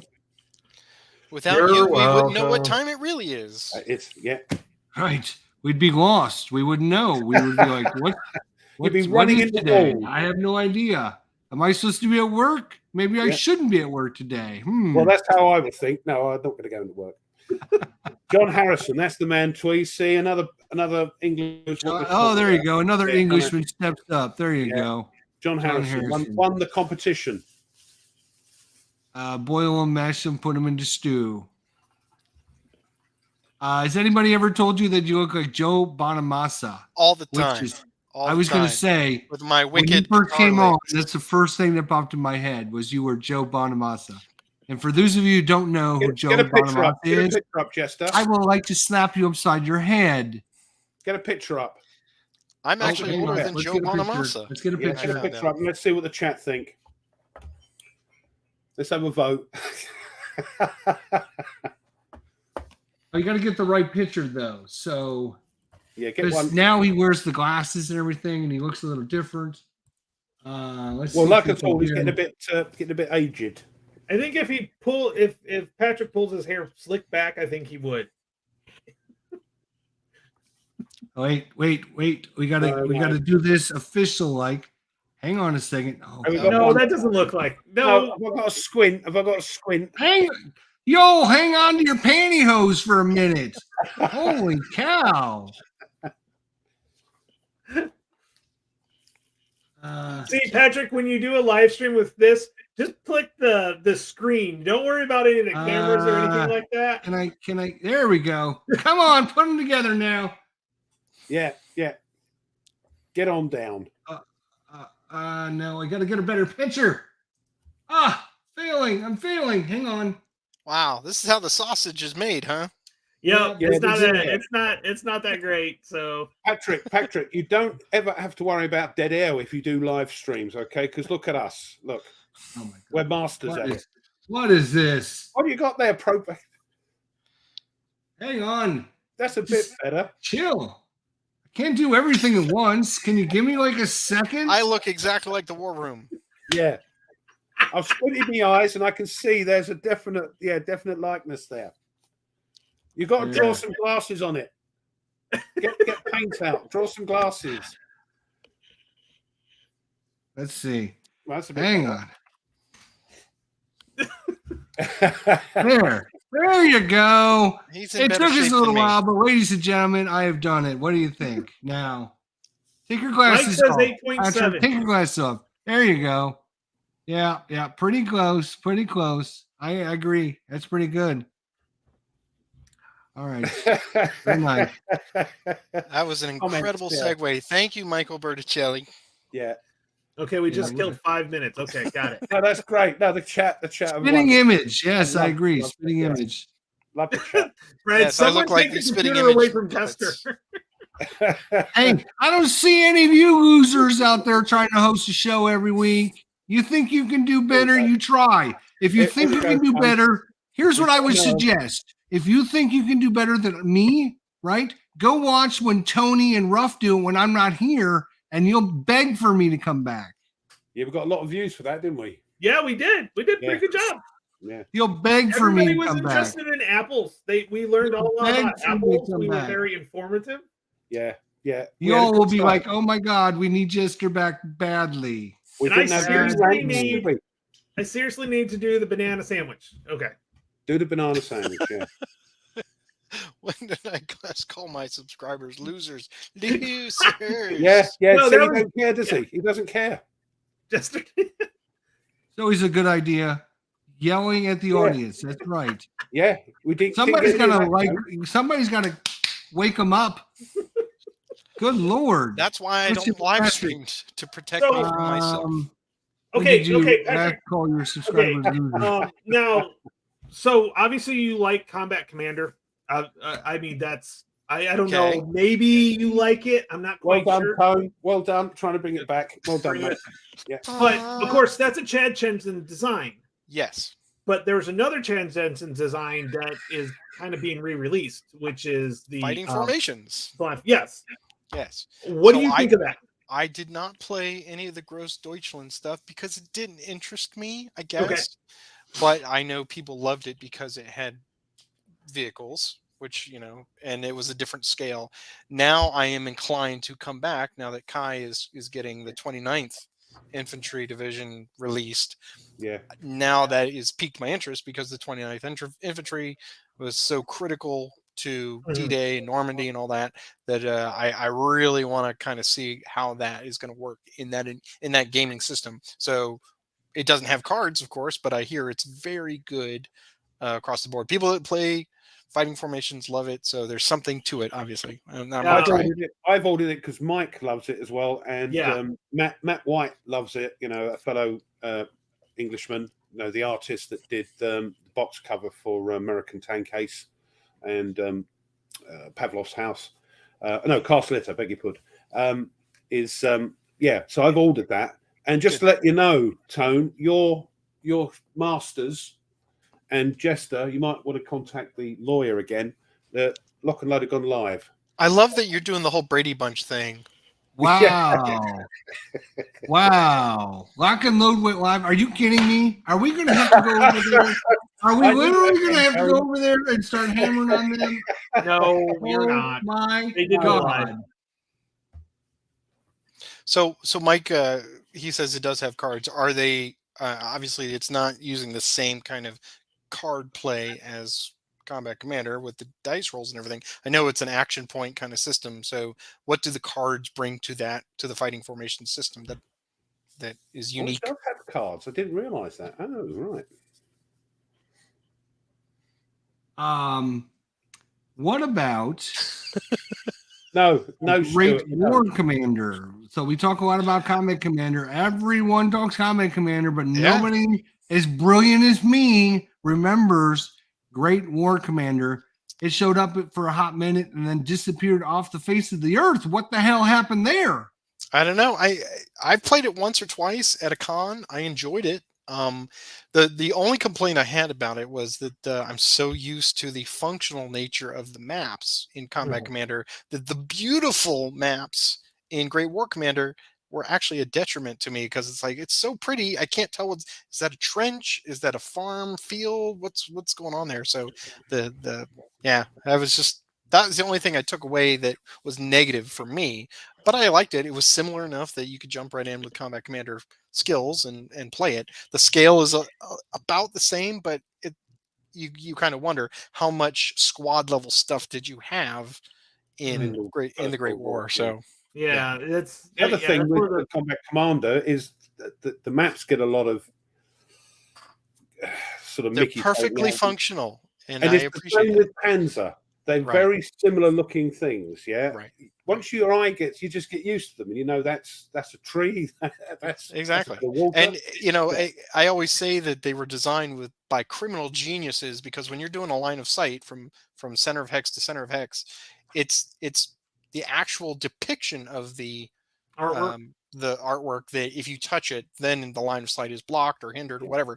So some of them are just ever so slight touching it. And you're like, oh, I wanted that shot so bad. Yeah, but you can't. No, yeah. Are there any entire hex blockages in Combat Commander? You have to remind me, or are they all just art? It's all depiction of the art. Yeah.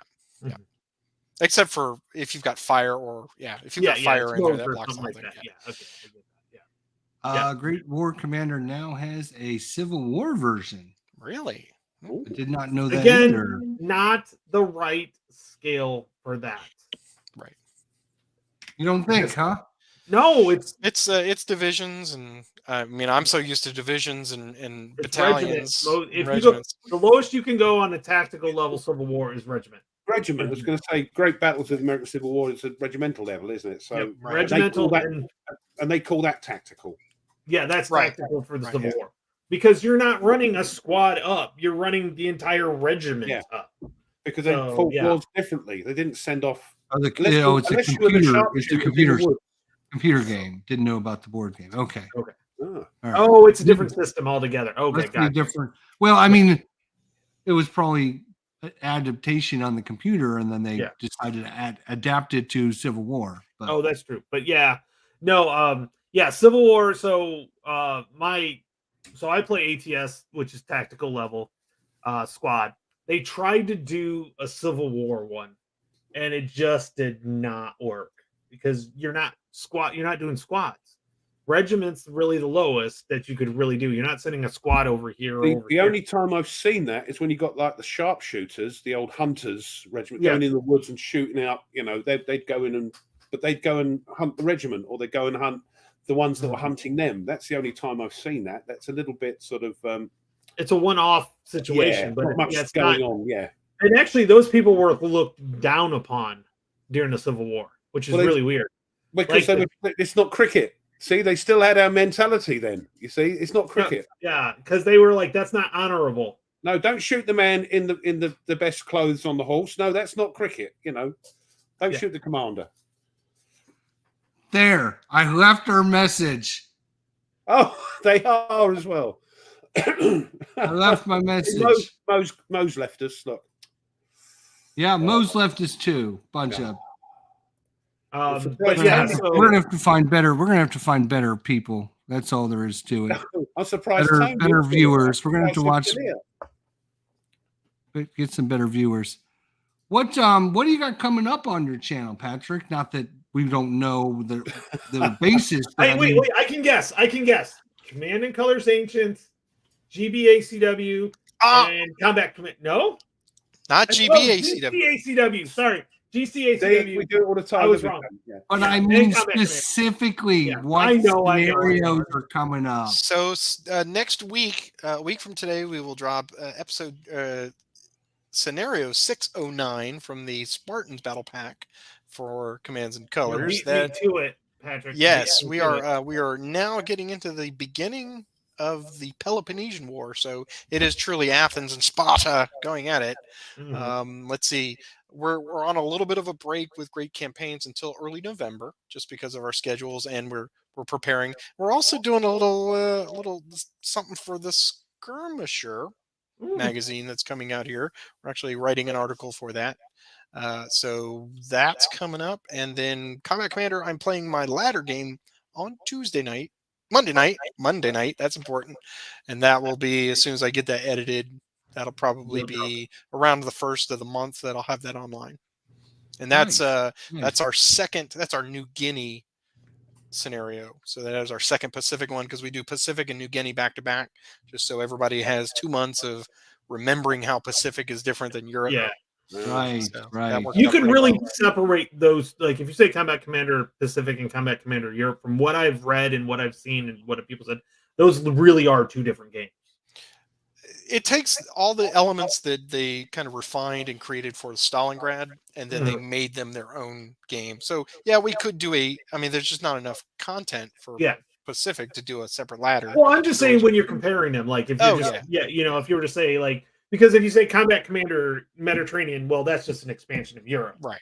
But when it comes to the Pacific, it's so different. It is so different enough. Is that again because of like the foxy hole things and hidden Japs and all that sort of thing? Is foxy hole things? You know, where they go ha! Yes, the sighting markers, right?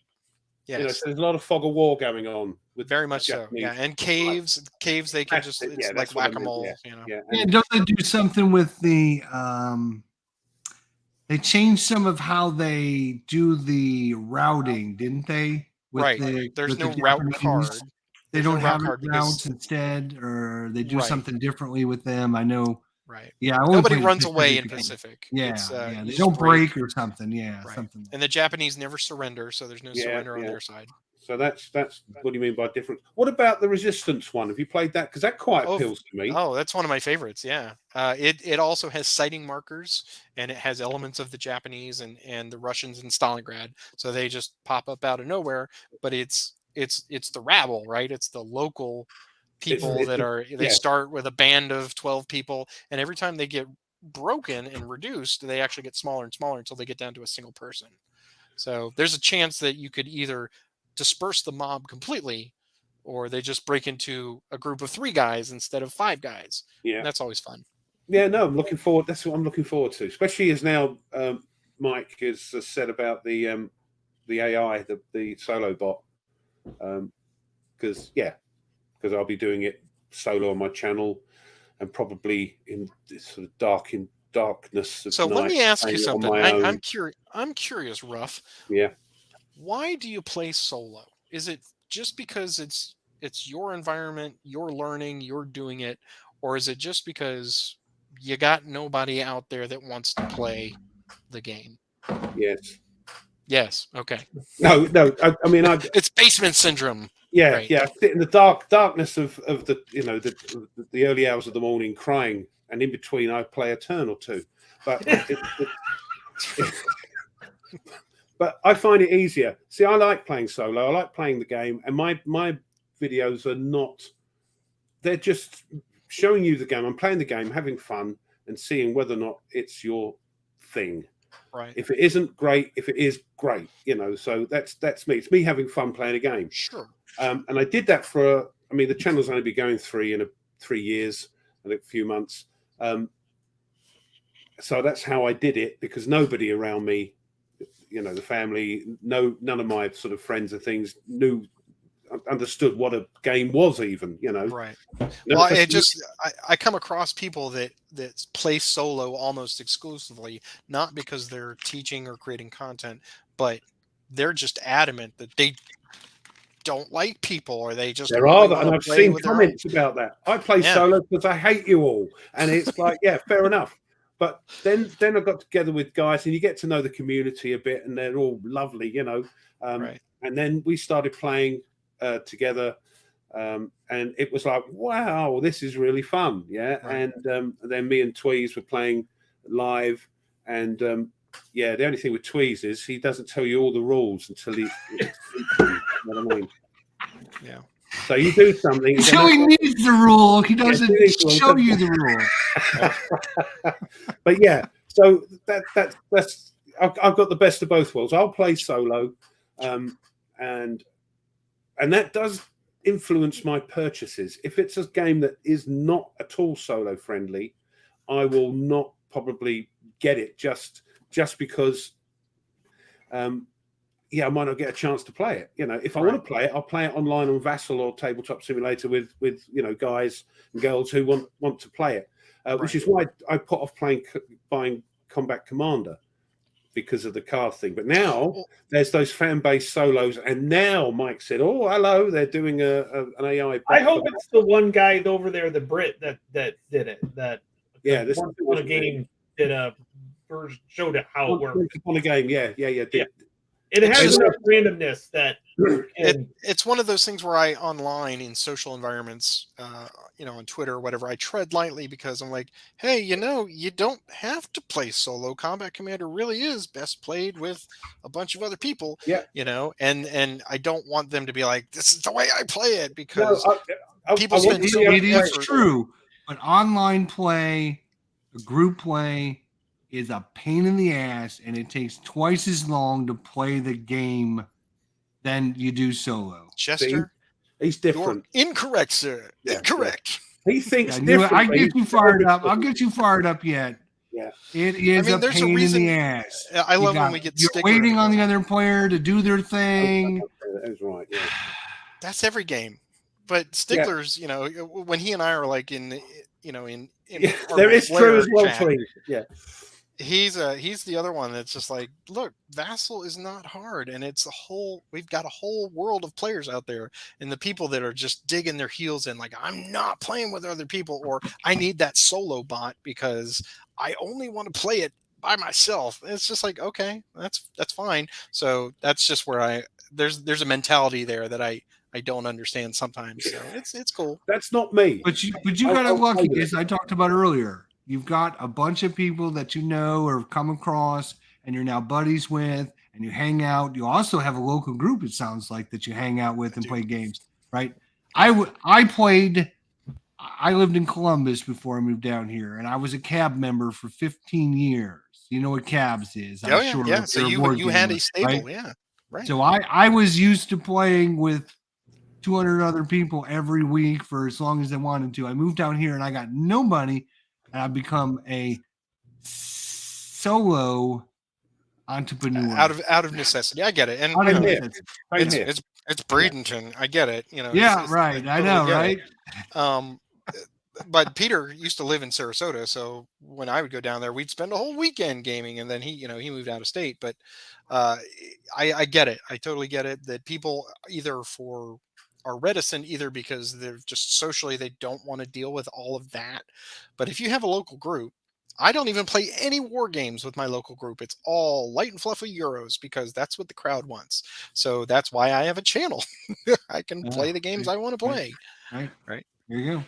If there was, down the road, I could walk to every week a little war game club playing game. Yeah, of course, love it. I'll be there with box under my arm, and but no, it is a little different. I can't believe. I mean, even as Patrick was making fun of my little old Bradenton, the wife keeps mentioning this because she sees it advertised or whatever. We have a local game group. I could get my lazy ass out, find out the information, and I could go and I could find some people. And if little old Bradenton we can do it here, I'm sure wherever you live, you could probably find a war gamer. Well, that was the role I played. I was the facilitator. I organized our game group, almost 20 years ago, and it's gone through all of the different ebbs and flows of new players. But I never just overwhelm them with like, tank duel, let's do it. It's just you make the table welcome for them, and then if they wish to grow, they're like, oh, what's that? What's that? Yeah, right, exactly. Bait and switch. The thing is, you're an ASL now, boy. Yeah. You get a bag pulled over your head and dragged off, and you wake up strapped to a chair. It's war game impressment. I love it. Yeah, but I have checked, and the only cons apart from last year, which a new one started up, the only cons over here are miniatures, model, Napoleonic things. Well, you don't need a con. What you need to do, Ruff, is you need to post. I've looked. You need to post on Board Game Geek and say, looking for local war gamer in rating, or where are you again? Essex. Essen area. Essen, no, not in Germany. No. It's Essex. Essex. Okay. But yeah, I have done looking that. for Wargamer in Essex area, and I bet you'll get some replies from people. I'd love to meet up with you.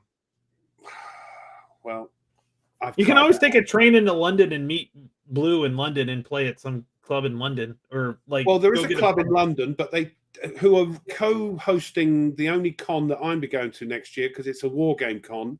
Oh, awesome! Board game is Punch Con, and that's done with Second Chance Games and the guys in London. But the guys in London meet every week on a Wednesday in a pub. Ooh. That's no good. So, but they play mainly coin games. There are coin games. Maybe you need to branch out. You need to expand your horizons. I've tried them. You haven't tried them again. You've never tried one. I tried teaching you. That doesn't count as you playing. Oh, hey, look. The master is here. All hail. Lock and Load has arrived. Thank you, David, and thank you for coming out. Tony's only mentioned you like 27 times today.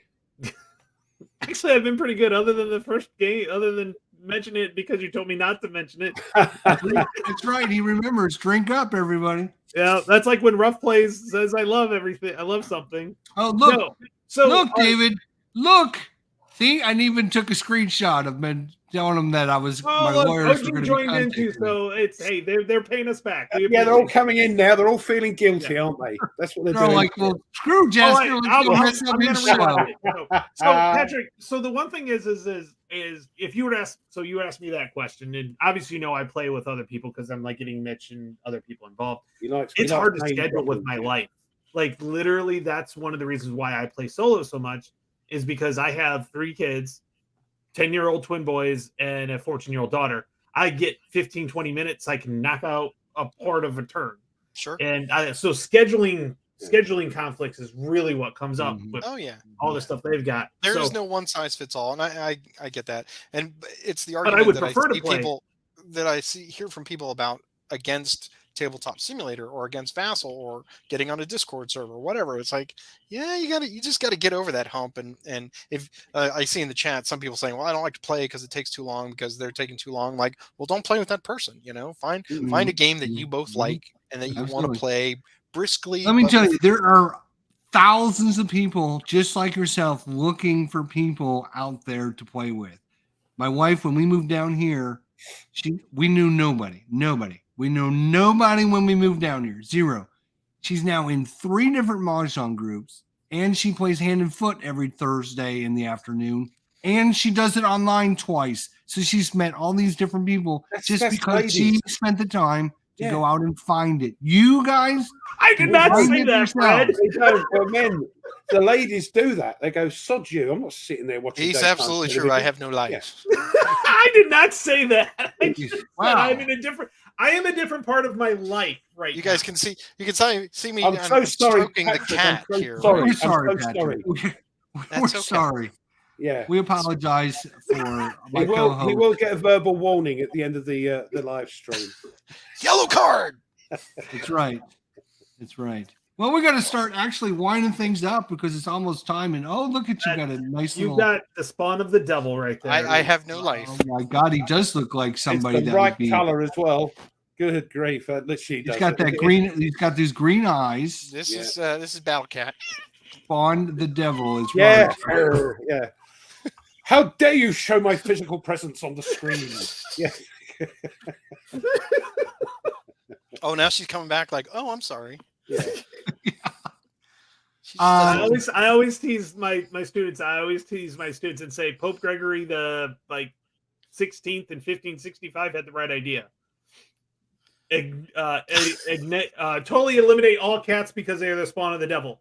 Now it did kind of lead to something called the Black Plague, but hey, Okay. Yeah. I to answer the question, I have 2 cats. I have this one. This is Battle Cat, and the other one, not Battle Cat. They're usually right here on this bed while I'm Battle playing. Cat, not Battle Cat. Awesome. Not very What is many- coming up on you guys' channels this week, Tony and Ruff? What do you got going on? Anything important? Go ahead, Ruff. Well, we're now getting on to Halls of Hagra, a solo game. Sorry, Patrick, can't play that with anyone. Sorry, It's a sorry, solo not sorry. game, but it is a little bit of a waro. So it's because I posted it on social media on Facebook, and someone said, "Is this a fantasy game? Because it's Norwegians fighting the Germans."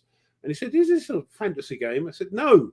Look, it's a proper thing that went on 1941.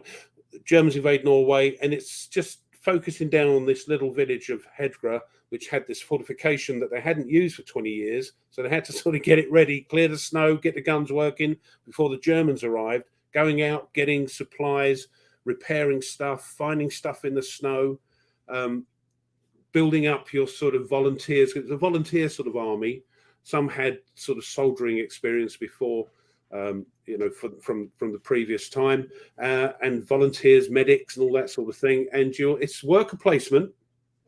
So you've got actions you've got to use. You've got to decide what you've got to do. I know what you've got to do. And there's push your luck with drawing your troops out of a bag. And if you draw a sort of certain one. Yeah, you shovel snow, and you do. Shut up! No, you do.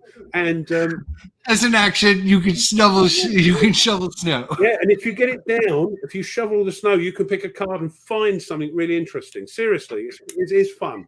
So you pick your troops and all that, and then you've got the phases, you've got the mobilization, you've got the first attack by the Germans. You have to push them back. Oh, shut up! I think we're going to buy a copy and send it to Patrick because he needs to learn how to play solo by himself. No, he said no.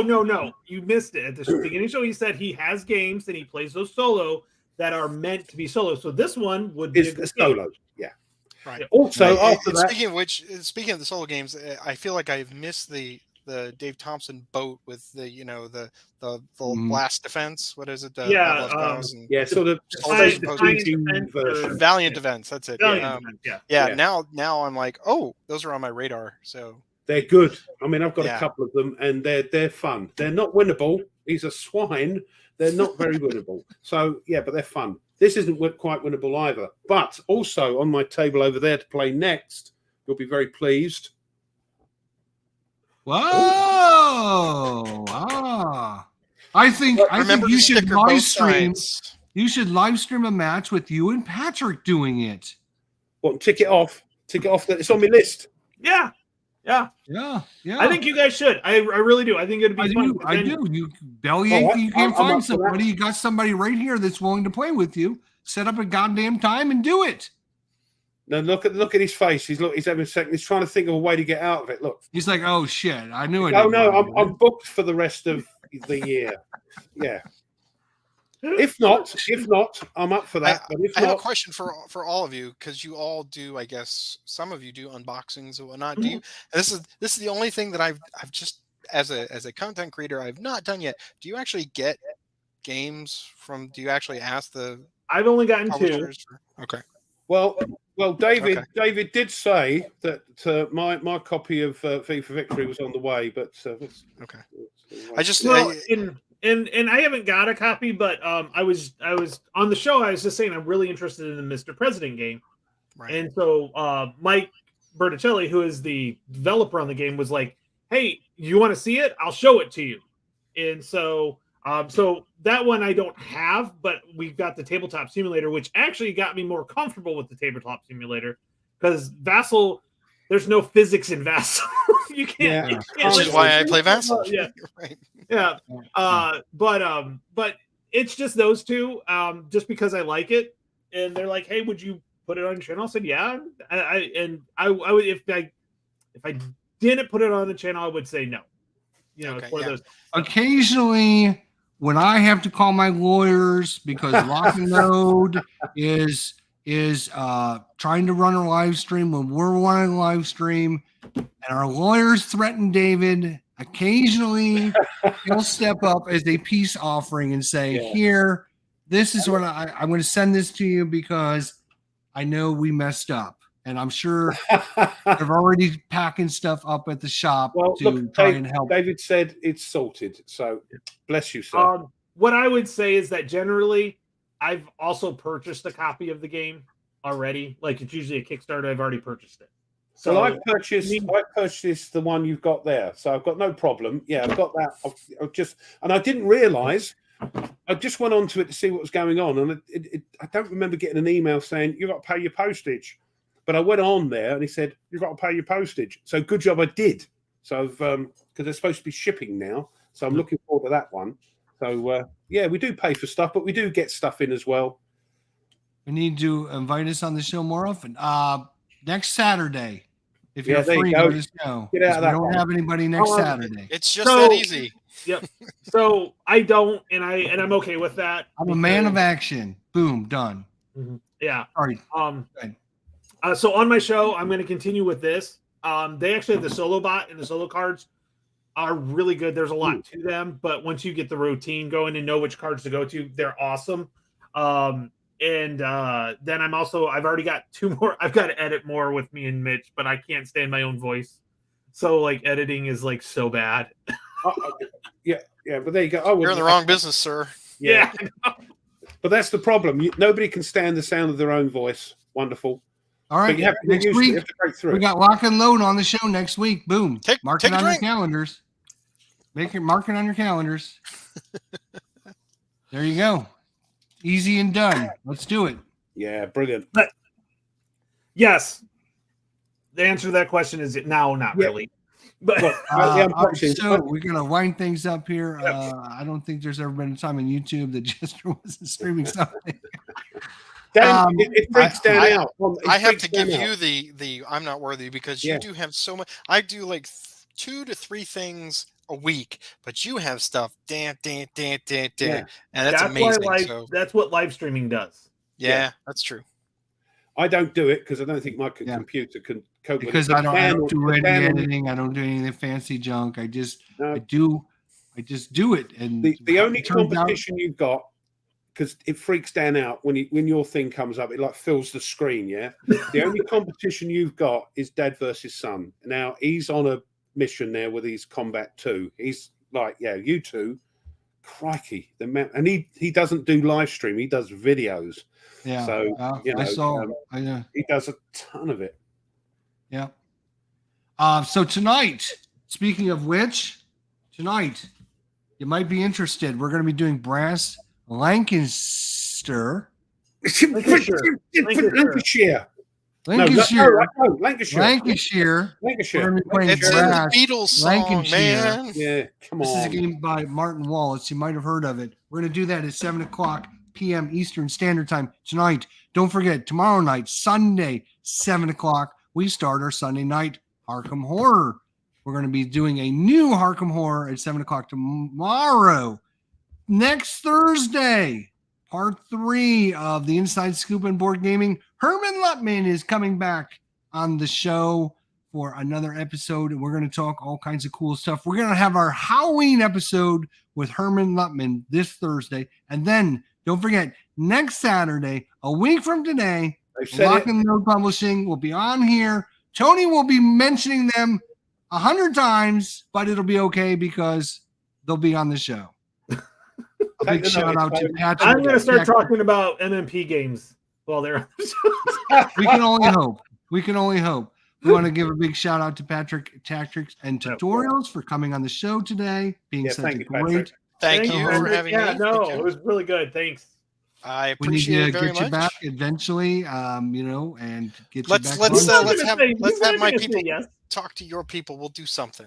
We'll do something, and then get a hold of Ruff.